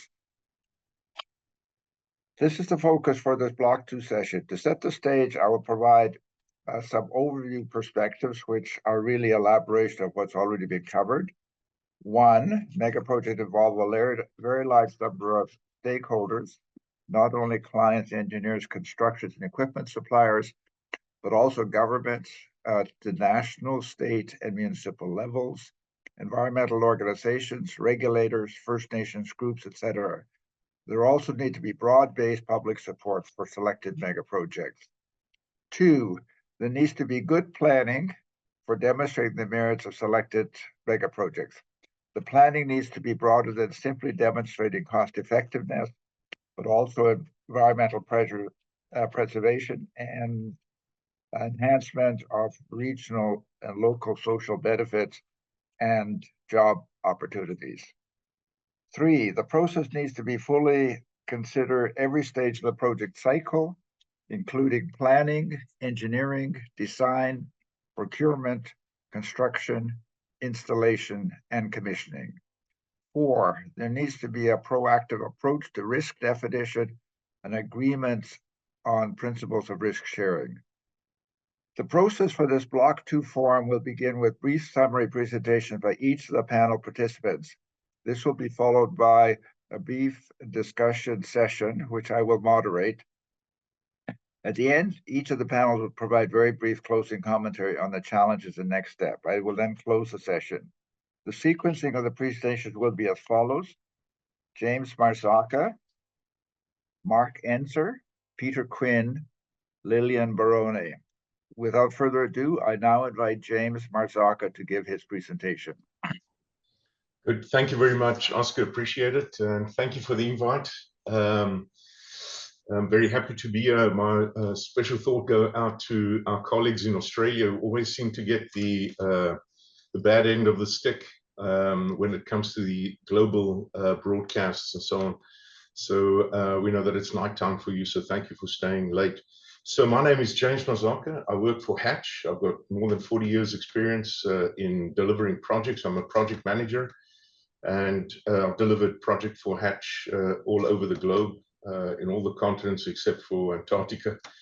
And my present role is as Vice Chair for Project Delivery. I sit on the board of Hatch, and I've been with Hatch for 28 years. For those who don't know Hatch, we're an employee-owned company that delivers projects globally since the mid-1950s, centered or head office in Mississauga in near Toronto, but offices all over the globe. And in my execution of projects, of course, like any soldier, I carry some of the medals of success, but I also carry a lot of scars of failures. And being able to share some of those practical things was one of the most important things for me for today. My talk is based on what Oscar mentioned before. We had a session, the Academy in Canada had a session in Ottawa, and I chose some of the things that came out of that session on the best practices to be applied. I stayed away from government policies and industry policies because I think that'll be covered by others. And so, I've chosen basically 4 major points to focus on. The 4 points are those things that came out very strongly in our session that we had in the beginning of March. So many people have referred to Freiburg because he's written so much and done so much research on projects where 99.5% of projects fail, as he says, either on cost or schedule or on delivery of the business case, and that of course is shocking in itself. And when one thinks through the reasons, and I know others have covered this as well, they really boil down to a lot of behavioral issues, things like unrealistic expectations on delivery, optimistic forecasting, inadequate planning, and I think that's one of the fundamentals, failure to face reality, unmitigated risks, and uncontrolled changes. This is just some of the many reasons why projects really fail. And some of the best practices that we came up with to address some of those failures was broken down into 4 main points. The first point is about doing your homework. And what that means in a project sense is applying the right rigor in execution of those projects, which means looking at some of the best practices that are out there. So many of the speakers that came before me, but also the researchers that we can read up upon, have already spoken and have lectures on and books on what are some of the best practices. These can be found in Construction Institute or PMIs, some of the universities. Juliano mentioned some of the research that he's done. So there's lots of lessons learned, but for some of the reason we seem to repeat the problems over and over. The other thing is following a very strong front-end loading, i.e. planning of the work. I think Freiburg and Sir John mentioned this as well. Freiburg says, think slow, act fast. In other words, spend a lot of time in the planning and understanding the risks, because none of us can tell the future. If we could all tell the future, we wouldn't be sitting here. We'd be in Las Vegas or at betting on horses. But our ability to do some planning, understanding the risk and mitigating risks is what leads to a better chance of performance, because these mega projects are sometimes multi-decade programs. They're extremely complex in a changing world, not just politically, as some of our speakers have spoke about before, but also in a geopolitical sense. The other one about the rigor is telling the truth, facing the reality, making sure that the right messages go to the right levels of the organizations that we work for, clients, contractors, consultants, that the appropriate actions can be taken and help can be applied when things start going off the rails. So that's part of that execution rigor that we talk about. Setting up the right executive committees and steering committees on projects with the right participation is an important factor that should be applied. And of course, most importantly, we keep forgetting that projects aren't just about executing construction, but also then commissioning, ramping up and starting them up to deliver the business case is important. So being prepared for operations is one of the major points that needs to be taken into consideration when putting together that rigorous planning that we need for project execution. So that's the one point around doing your homework. The second one is around contracting. I think contracting is what drives a lot of behavior, sometimes not the best possible behavior. And we heard some of that in the talks that were given before by Ahmed as an example, right? Setting up the right collaboration on contracting is what can lead to a success. So often, the behavior on contracts are driven by the financiers or the financial institution, banks that provide the money in order to execute the project. And these are not people that do projects and understand how projects are done. And so they look for certainty, and the certainty is created by transferring risk to those people that maybe cannot control those risks. And so it leads to an immediate abrasive and confrontational setup on a project that absorbs a huge amount of energy, and people spend more time protecting themselves from claims as opposed to executing the project. And so much effort is gone into managing those risks that are almost impossible to manage, that could be resolved by having better execution models. And I know that there are many out there, development design as an example, integrated project teams, integrated project delivery are some of those models that can be applied. And we need to look at adopting those in order to deliver what we have to deliver globally on all these projects. The third very important one that came up in our discussion was also mentioned by Ahmed earlier, about moving work to those places that can do it most efficiently, either by pre-assembly, precast concrete, modular designs, and modular construction. And this becomes very important when doing the numbers. I did some quick numbers again last night when preparing for this. If we look at what has to be spent, for instance, in Canada, where we already have a shortage of skills, and I know that's the case in Australia as well, maybe not so much in the UK and in the USA. But if you look at the amount that has to be spent on the energy transition, the amount of new capital that has to be spent, the amount of jobs that have to be filled are horrendous.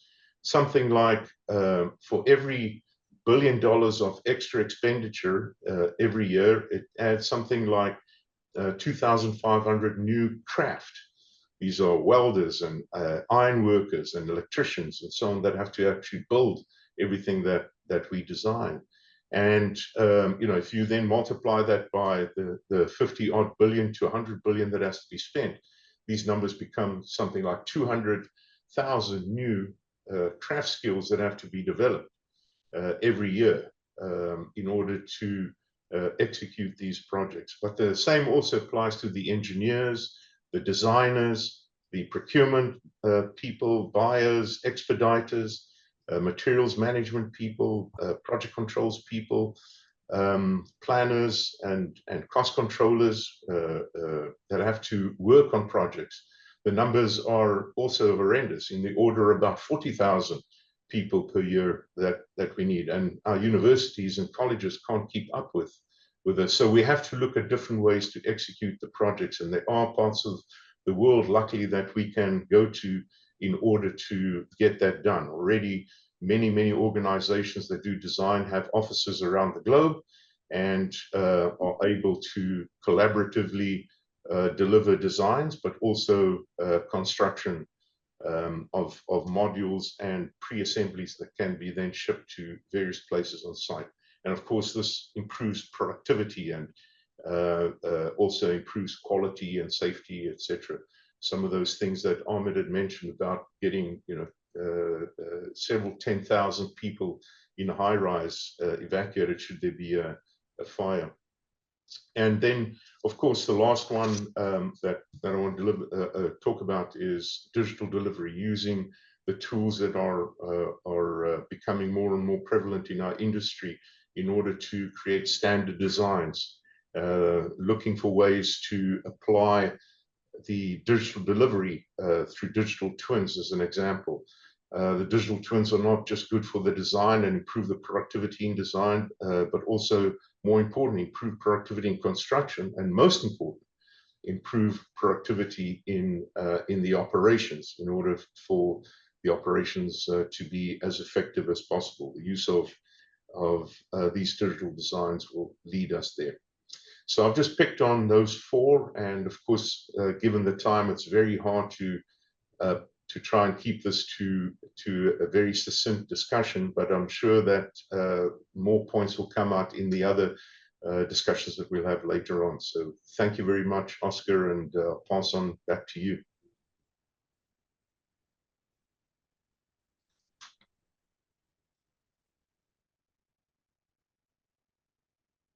Sorry, the next speaker is Mark Enser.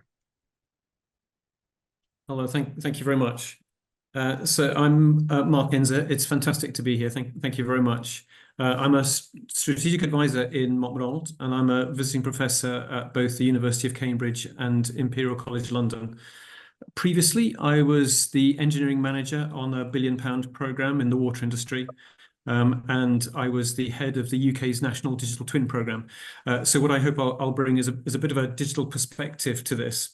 But I also have 4 things I'd like to run through very briefly, and those are an outcomes focus, systems thinking, a point about integration, and then data and digital enablement. And I guess starting with the outcomes focus, I guess I'd like to just put it out there that even mega projects are interventions on the existing systems, the existing infrastructure systems and the existing built environment. And the value of those existing systems kind of dwarfs even the mega projects. And so it feels like we need to be considering the overall system, because it's the overall systems that actually deliver the outcomes. And the outcomes I'm talking about here are the important outcomes, the outcomes for people and nature, the outcomes for the ultimate customers. And so this is not in any way to diminish the importance of getting mega projects right, but it is to see them in context. And I think that this outcomes focus, which is a focus on the ultimate customer, is a really key way of doing that. And having that outcomes focus then also points us towards that bigger systems thinking across the whole built environment, how we can understand the systems better and intervene more effectively. And it helps us, I think, as well to see the overall purpose of the built environment, which I believe is to enable people and nature to flourish together for generations. That's just a statement of sustainability, but it feels like an important one. And when we come down into projects and see how this practically applies for real projects and practical approaches to driving effective delivery of major programs, then I think Project 13 collects together an awful lot of really good practices. And this was mentioned earlier on by Sir John in his opening address. And this points us towards these kind of practical collection of proven best practice. And I think at the heart of Project 13 is this idea of establishing an enterprise rather than just having transactions which are kind of bought services from the supply chain. It's establishing an enterprise whose focus is to deliver those better outcomes. At the heart of it is the capable owner. The capable owner kind of owns the objective of delivering those outcomes, and the owner develops the enterprise built on long-term business-to-business relationships. And it's the enterprise that then delivers both the clearly articulated outcomes, but also long-term asset performance. In the same picture, the governance is really focused on delivering the value defined in terms of better outcomes. And the enterprise should be rewarded in terms of achieving those outcomes. And the risk should be allocated aligned with the capability of those to carry the risk. And where possible, it should be jointly owned. And then the commercial arrangements kind of line up to provide the potential for sustainable returns in achieving those same outcomes and real clear incentives in that direction. Which then brings us to the whole idea of integration. And integration seems to be one of those things which we're not so good at, either within the delivery of the major programs or integrating the output of those programs into the systems that I was talking about earlier on. And so within the context of an enterprise, it becomes really important to facilitate and focus on that integration. It's bringing together the capabilities that deliver effective solutions through production systems. And the integration also kind of requires a shared approach, shared platforms, collaborating around shared data, which I'll come on to briefly in a moment. And what it also means, really, I think, as part of integration, is having supply systems that are organizationally and commercially aligned with what is required for the ultimate customers. And the enterprise, therefore, has this common and committed approach to everything, including health and safety and well-being. So integration is absolutely key, and not just the integration within the delivery, but like I said, crucially, integrating whatever is being delivered into the system that receives it. And then I guess that brings us on to the data and digital enablement, which to me feels like an absolutely key enabler of these effective practices in mega project delivery. And I guess at the heart of it is still that focus on outcomes. I think it's also about putting people at the heart of digitalization and seeing that really, if we're enabling anything, what we're enabling is people, firstly, to make better decisions faster, because that's the route to value, but also enabling people to do what they do best. I think at the heart of this data and digital enablement is this idea of collaborating around shared data. And that means we need to define clear common processes. It means we need to manage information as an asset. It means looking after our data, because then our data will look after us. It does also mean being secure by design. It means we need to attend to all those cybersecurity type of issues, which could utterly plague a major program. And so we need to build in security from the ground upwards. It needs to be an absolute foundational principle. And also, I think it means seeing that change is a constant. We should see digitalization as a journey. It's not as if we'll ever quite get to the end of that journey, but it means we need to be open to new things as they appear. And so just in finishing, what I'd like to jump back to is this idea of systems thinking, because I started with that, considering the big systems of the built environment that are ultimately what delivers the better outcomes for people and nature, and seeing the mega projects as interventions into those big systems. But I think we also need to bring the systems thinking into the mega projects, because there is a tendency for us to be a bit reductionist and to see that the approach is to break the big problem down into smaller pieces and tick each of those boxes and then think that it's done. Whereas the systems thinking in the delivery of the mega projects would not only do that, it would also see how all of those components come together in delivering the ultimate successful outcomes.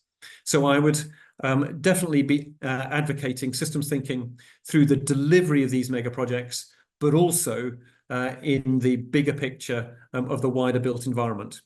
So very briefly, that's it from me. The outcomes focus, the systems thinking, the integration, and the data and digital enablement. Thank you. Well, thank you, Mark. That was a great presentation. The next presenter is Peter Quinn. Good evening. It's a great pleasure to be able to talk to you this evening from Perth, Western Australia. That's the country of the Noongar people, the traditional lands of the Noongar people.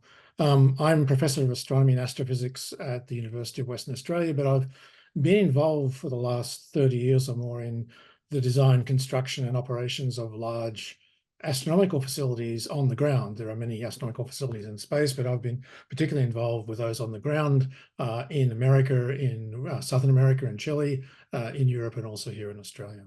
So I want to talk tonight about the international scientific engineering process. We've heard a lot tonight about, obviously, the commercial, big public infrastructures, big public buildings, commercial buildings. The scientific community internationally is also engaged with multi-billion-dollar projects, but I think there's, in some sense, still quite a long way to go for the international scientific community to grasp some of the principles and some of the experience that is out there in the commercial world. And I want to emphasize that by looking at a number of kind of lessons learned, I think, through the course of this last 30 years or so, and starting with the organizations themselves. So that actually execute these kind of projects. So science has become a global enterprise. Over the last 50, 60 years, if you want to build a piece of equipment that's going to challenge, win a Nobel Prize, discover the fundamental nature of the universe, or whatever it happens to be, these pieces of infrastructure are very large. They cost billions of dollars, whether they're large telescopes or large detectors or large laboratories or one sort or the other. And it's become the case that the cost of these facilities exceeds well and truly the science budget of most modern countries.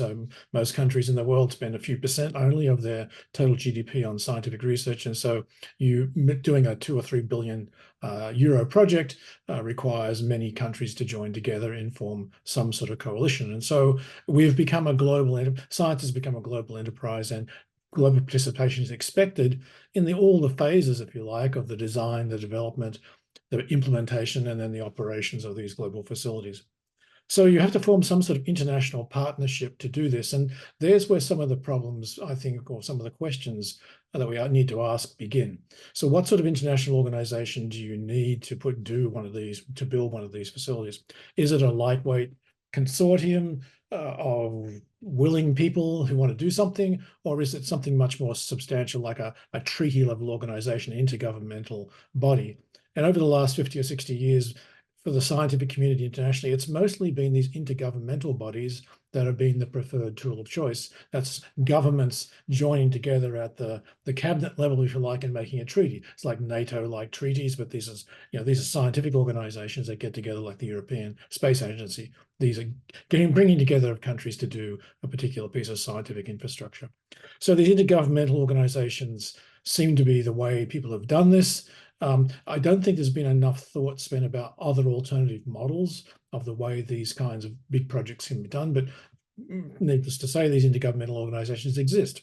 So when you want to begin a new piece of research infrastructure, you have to say, well, is there an existing organization, that intergovernmental body that could help me build the thing I want to build, or do I have to basically start from scratch and build my own? And the problem, of course, with that is if you're trying to build an organization and build a project and build a facility at the same time, these things tend to run into each other, and that causes all sorts of issues. So I think whether there's an existing organization or whether there's you need to create a new organization is one of the fundamental questions that international science needs to do. And I think traditionally we've seen a proliferation of these intergovernmental organizations because various kinds of disciplines think that they have to have their own intergovernmental organization to do their own particular infrastructure. And I think there hasn't been enough consolidation of thought. These intergovernmental organizations require a lot of time to build. They're not simple. They require government-to-government treaties. And so we need to think very hard about the investment of time and energy in building these organizations, about the utility of using existing organizations. The intergovernmental organizations work in a fairly interesting economic way. You basically, as a country, you put in an amount of money into the organization, and you expect in the long term to receive more or less back in return to your country the similar amount of money coming back. This is a just retour, as they call it, policy. And so when you begin a project, each of the members of this intergovernmental body expect returns commensurate with their investment. So that means if there's a certain scope of project you want to do, you ended up chunking up the project in terms of the investment return to countries. Now, of course, that's not the optimal way to basically design a project. A project should be designed with interfaces which correspond to the project interfaces. You don't want to put an interface somewhere in a project design and construction process which doesn't really belong. It's only there as an artificial construction because of contract boundaries or investment boundaries from countries. So this interface problem, or critical interface problem, and it being determined by economics and governments rather than project expedience, is a real problem for some of these intergovernmental bodies. At the moment, the European Southern Observatory, which is a European-based intergovernmental organization, is building the world's largest optical telescope in Chile.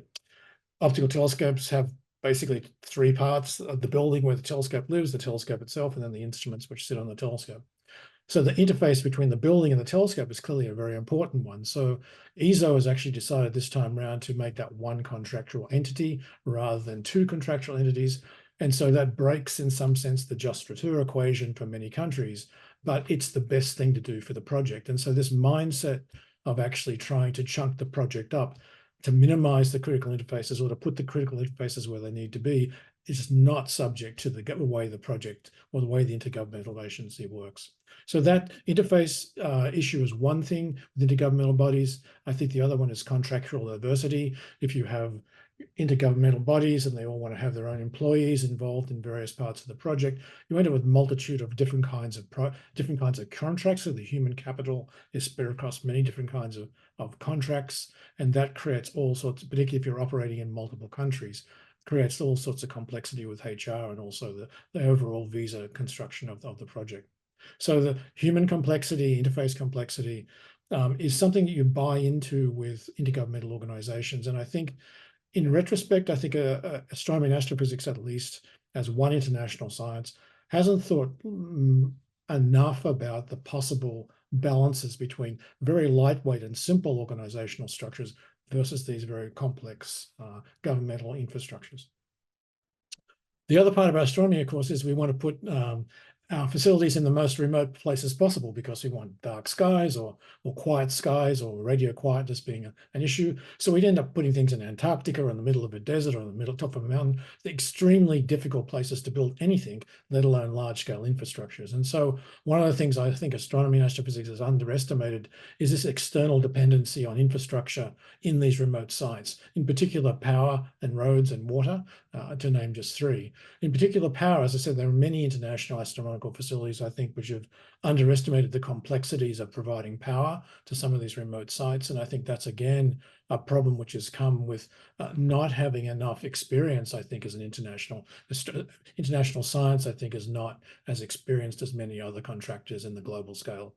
And so I think we've underestimated in some situations how complex it's going to be to provide power and infrastructure, external dependencies to some of these projects. Last but not least, I think as a bunch of scientists, we tend to tell our communities that we're going to solve the problems of the universe in very short order and deliver lots of Nobel Prizes and things like that. There is perhaps an unrealistic timeline for some of these projects. We are all subject to the kinds of timeline complexities we've heard from other speakers tonight, and international science is no different. So we tend to promise things, I think, in terms of scientific returns, and we don't have a culture or a mechanism of teaching our community about an expectation timeline. It's not the project timeline, it's the expectation timeline and how we meet the expectations of the community, both in an early and a late mindset. The project can do things early, the project can do things late. There's a difference there's a long time perhaps between those 2 points in time. And so the community has to be brought along in some sense of appreciating that the facilities that we build evolve over time, the capabilities evolve over time, and some of the projects they might want to do as soon as possible may not be possible in the early phase of a project, but perhaps in the later stage of a project. And so that building an expectation in the community and building a timeline which meets that expectation, putting points on that timeline of expectations that you can celebrate. So you bring the community and you bring the governments along with you to basically celebrate the project points that you want. They may be somewhat artificial in some sense, but they're mark points in the expectation spectrum of the project and not necessarily in the technical or functional aspects of the project. These are some of the things I think international science is learning that we've got to do better as we build these large-scale infrastructures, because these large-scale infrastructures on the ground for scientific research is just going to get more and more expensive over time again, quite often very hostile places where they're being built. And so I think we have lots of lessons to learn from our colleagues here tonight in terms of building these large-scale infrastructure projects. Thank you. Well, thank you very much, Peter. That was a very thoughtful presentation, great contribution to this session. I'm now going to invite Lillian Barone to close out this session. Good day, everyone. I am a retired Assistant Executive Director of the Port Authority of New York and New Jersey, which is a multimodal, financially self-sustaining bi-state authority. Prior to the role of Assistant Executive Director, I served for over 12 years as Director of Port Commerce, responsible for all of the maritime facilities in New York and New Jersey, waterfront and economic development projects, and international relations responsibilities. I won't go further than that, but what I'd like to share with you is information about the Port Authority and some of the experiences it's had in major project development and implementation. The authority has been in existence for over 100 years, and it has been the developer of mega projects throughout that time period. Excuse me, as it is responsible for bridges and tunnels between the two states of New York and New Jersey, a bi-state rail system, and significant real estate development, including the World Trade Center, as well as the maritime facilities that I mentioned, and our regional airport system, Kennedy, Newark, LaGuardia, Teterboro, and other airports. Periodically, upon completion of projects, the Port Authority staff invite the participants, A&E firms, contractors, attorneys, and insurers to come together to look back at what was done, how it was done, and assess how well our priorities were accomplished, and identify what lessons were learned.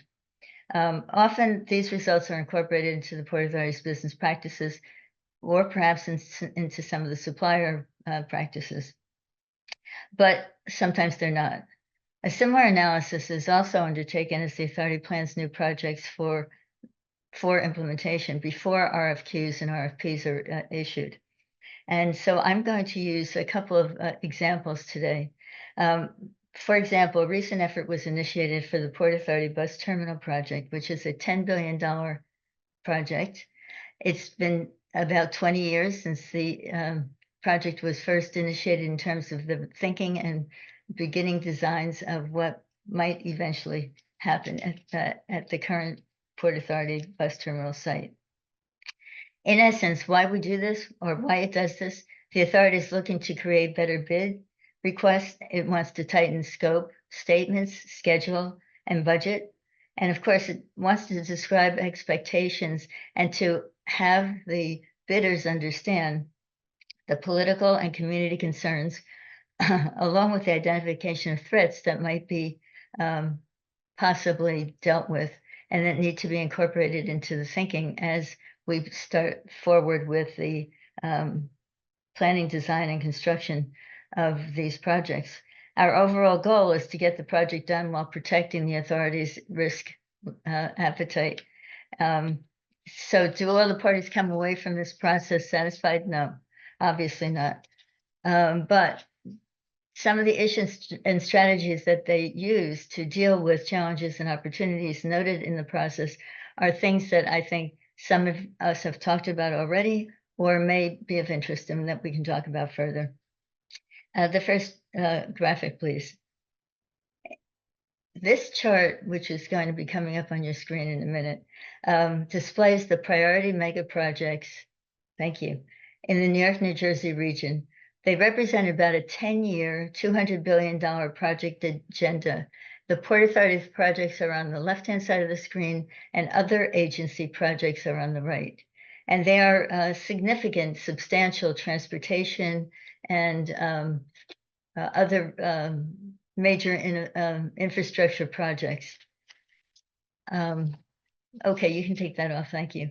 In the pre-COVID time period, the Port Authority was a leader in design, bid, build, operate, and maintain contracts.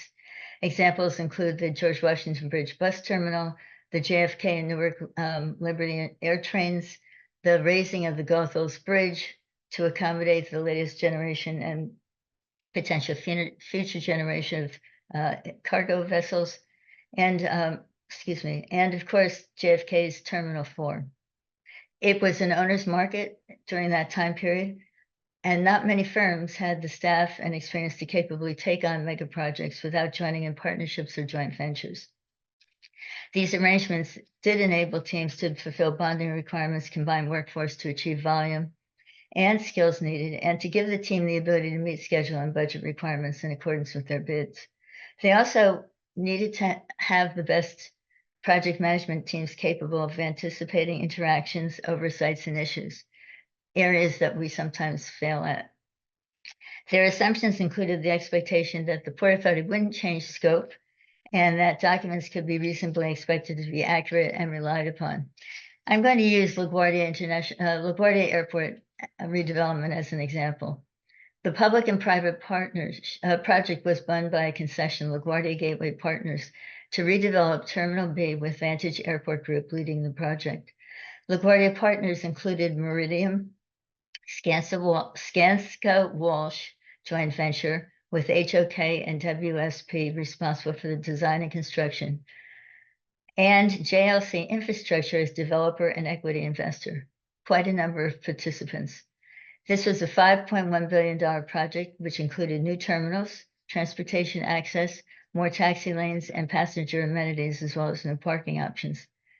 The Port Authority needed to supplement its staff by hiring PM capability to oversee the redevelopment components, and it also needed to be sure its relationship with the community was strong.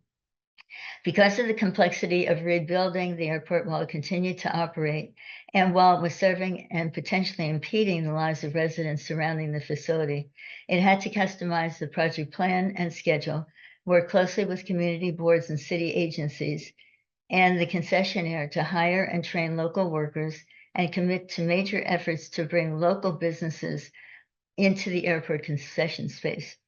These were major interests of both the then mayor of New York and the current mayor of New York now, and the governor at the time, which was Governor Cuomo, and the current governor, Governor Hochul. The project required a blended team able to deal with issues effectively and quickly as they arose. As the project progressed, so did the challenges, and the challenges included COVID, which changed how work was done. Human resources. The agency found that the A&E, well, first that its own workforce, that at the A&E workforce and the project teams involved in airport operations or on-site oversight were all working remotely. The PA found it increasingly difficult to find qualified project management staff, and salaries were escalating as people wanted remote work and competition was fierce. Contractor staff and tradespeople were also lagging given competing project demands and the desire to work remotely where possible. Third was holding costs. Costs were escalating for basic commodities. This was talked about earlier: steel, concrete, copper, and for long lead time items due to supply chain issues. And of course, competition among regional agencies, as you saw with that project list, for staff and supplies exacerbated costs. Fourth, maintaining air service operations as well as traffic operations at the highest level of service, along with the governor's request that we hold to the project schedule, meant that we needed to move to a 24/7 operation at any and all cost. So scope changes made it necessary for the organization to agree to implement the three-legged stool approach to carry out the project. The team and the Port Authority staff on site co-located. They became a dedicated project team. They were empowered to make decisions at the level they could to solve problems which arose on a daily basis. The operational team, which ran between 200 and 400 people, depending on the stage of the project, was led by LaGuardia Partners and the Port Authority leadership, the airport manager and her key staff. They became the orchestra leaders, able to get their team to work together and deal with the stakeholders effectively. For example, to control traffic while constructing around ongoing airport operations and daily local roadway traffic, they created a traffic operations center where contractor staff, Port Authority traffic engineers, facility operations staff, and police planned a 24/7 operations scheme, and deployed 40 to 50 police officers at 36 posts around the airport.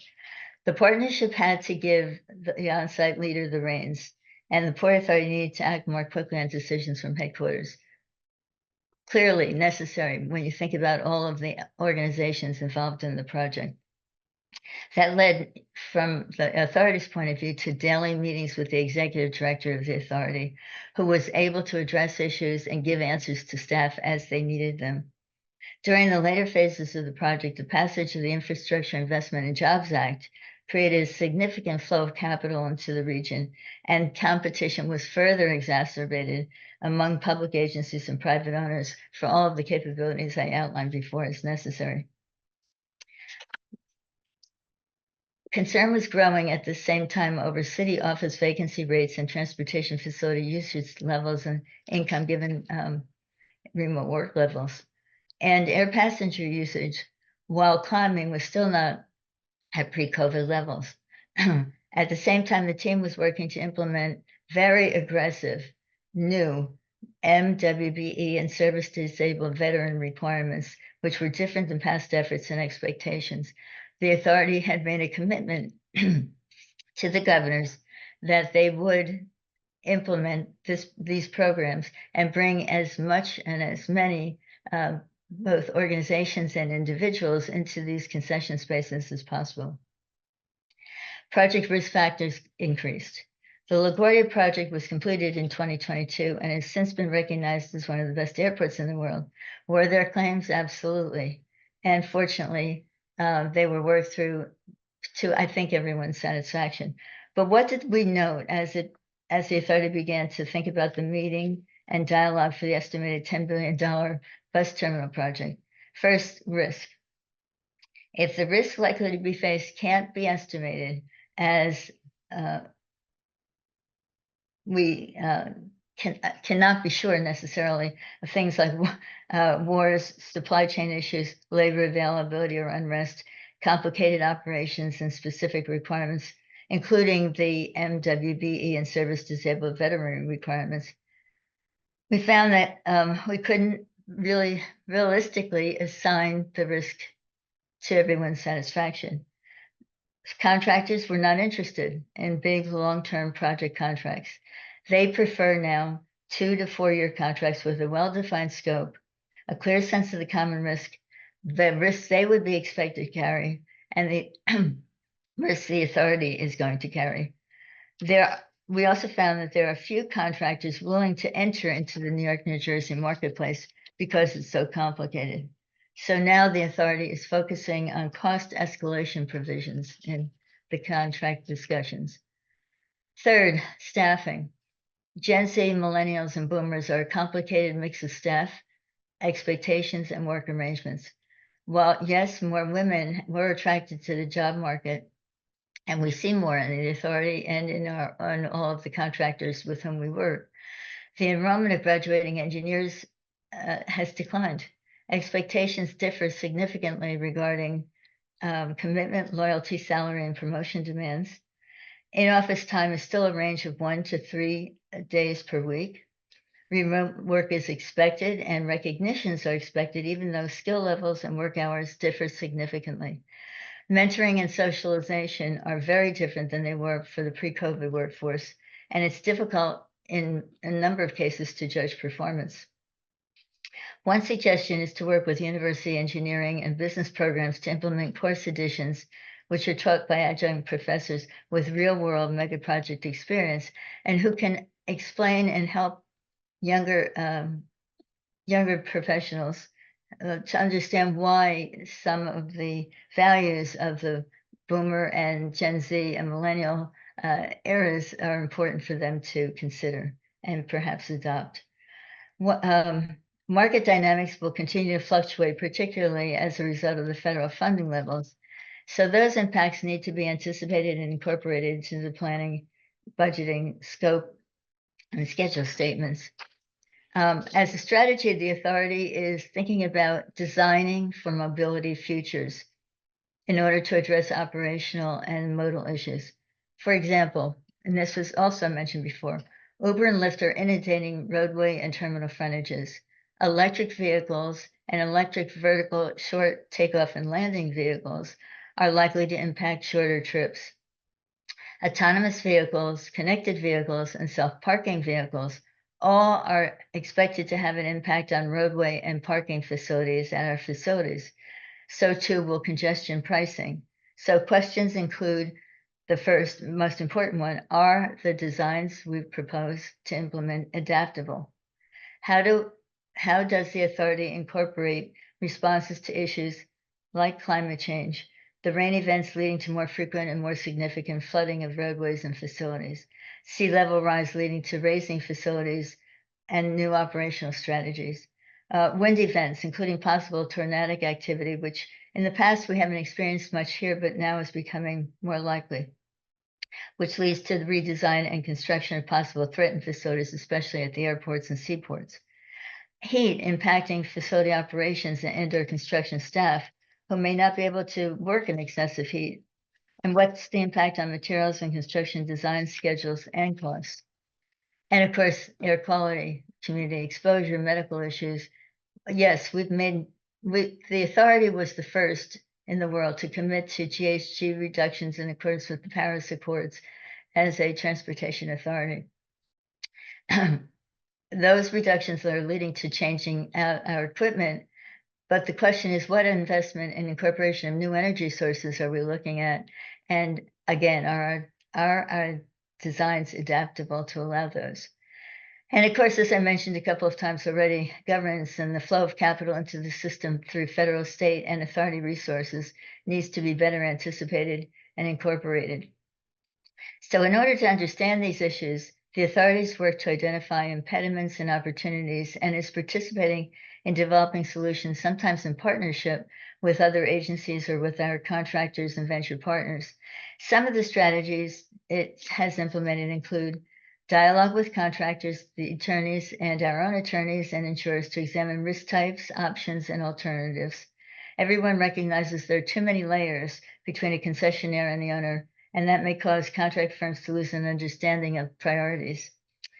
Second, participation in Owners Roundtable, which has been established in New York City and the state of New York to discuss project staging, workforce and jobs, local business percentage targets, and alternative project delivery approaches. Third, Engineering News Records Industry Leaders Council, which brings key public and private sector executives and innovators together to address and examine the key issues and possible solutions. Fourth, dialogue within other professional societies, including NAE, NAC, SAME, ACEC, MOLS, Beavers, IEEE, ACE, all to identify challenges, research issues, and opportunities. One suggestion is to set an issue agenda of the top 5 common challenges annually and work to coordinate with each organization participating in or taking on a particular aspect of or concern. And fifth, to build a library of cases, successful as well as failures, what works, what doesn't, and what were the lessons that we learned. I'm going to stop there and thank you very much for what has been so far a very, very interesting conversation. Well, thank you very much, Lillian. This is a very interesting perspective that brings to focus the complexities of $200 billion of additional investment in a very complex urban environment. So thank you for that. That was very helpful. Now, unfortunately, we are behind schedule, and so we're going to have to forego the discussion period. We did have 2 important questions, which I had hoped the panel would be able to address, but we'll have to leave that. And so my duty now is to invite Robert Crawhall to close the session. Thank you, Oscar. That's wonderful. I share, I'm sure, with everybody on this call. This has just been a tremendous couple of hours, a masterclass in running large projects. Not a history lesson, but a class in how we run them as engineers today. And I think it brought one of the things that struck me. We're working across 4 countries, some very different range of projects, and yet the engineering perspective on what works, what's needed to work, I see a lot of commonality. I'm going to just read through a few of the quick notes that I took here as I went through, and I'm very cognizant of the time point here. But I do, one of the things that did strike me was the emphasis on culture, on organizational culture, on social issues and how those play. And it makes me wonder, as we look around all the various stakeholders, particularly the non-engineering stakeholders, how many of them actually understand what the role of engineering is in 2024? We did talk, so some of the items that came up included adaptation to a changing climate, that we're not building mega projects in a static environment. It is changing as we move forward. And we also talk, as we did just in the last talk, about the fact it's not about a single mega project or even half a dozen mega projects at a time, but it's about a global effort to build tens or hundreds of mega projects, with the sense that 2050, for instance, is a date by which many of them have to be up and running.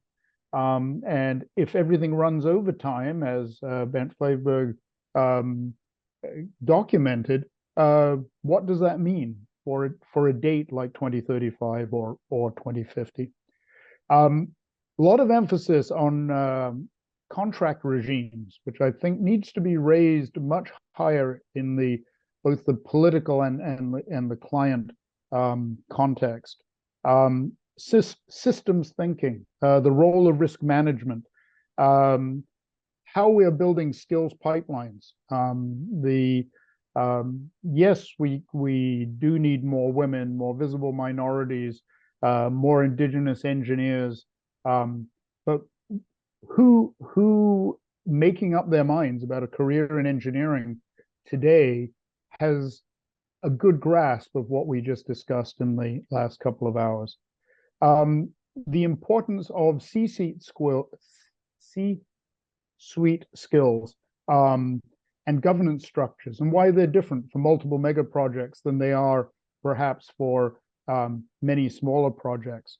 The role of digitization, the importance of sustainability, the critical role of the educated client, and even the issues around the speed of evolution of codes and standards to allow us in an occupation that is absolutely dependent on codes and standards, how we can bring the rate of innovation into the rate of new project challenge. There was so much in the last 2 hours. I, for one, am going to be going back through the recordings and extracting many of the gems of discussion, and to figure out how we can bring the largest visibility to this.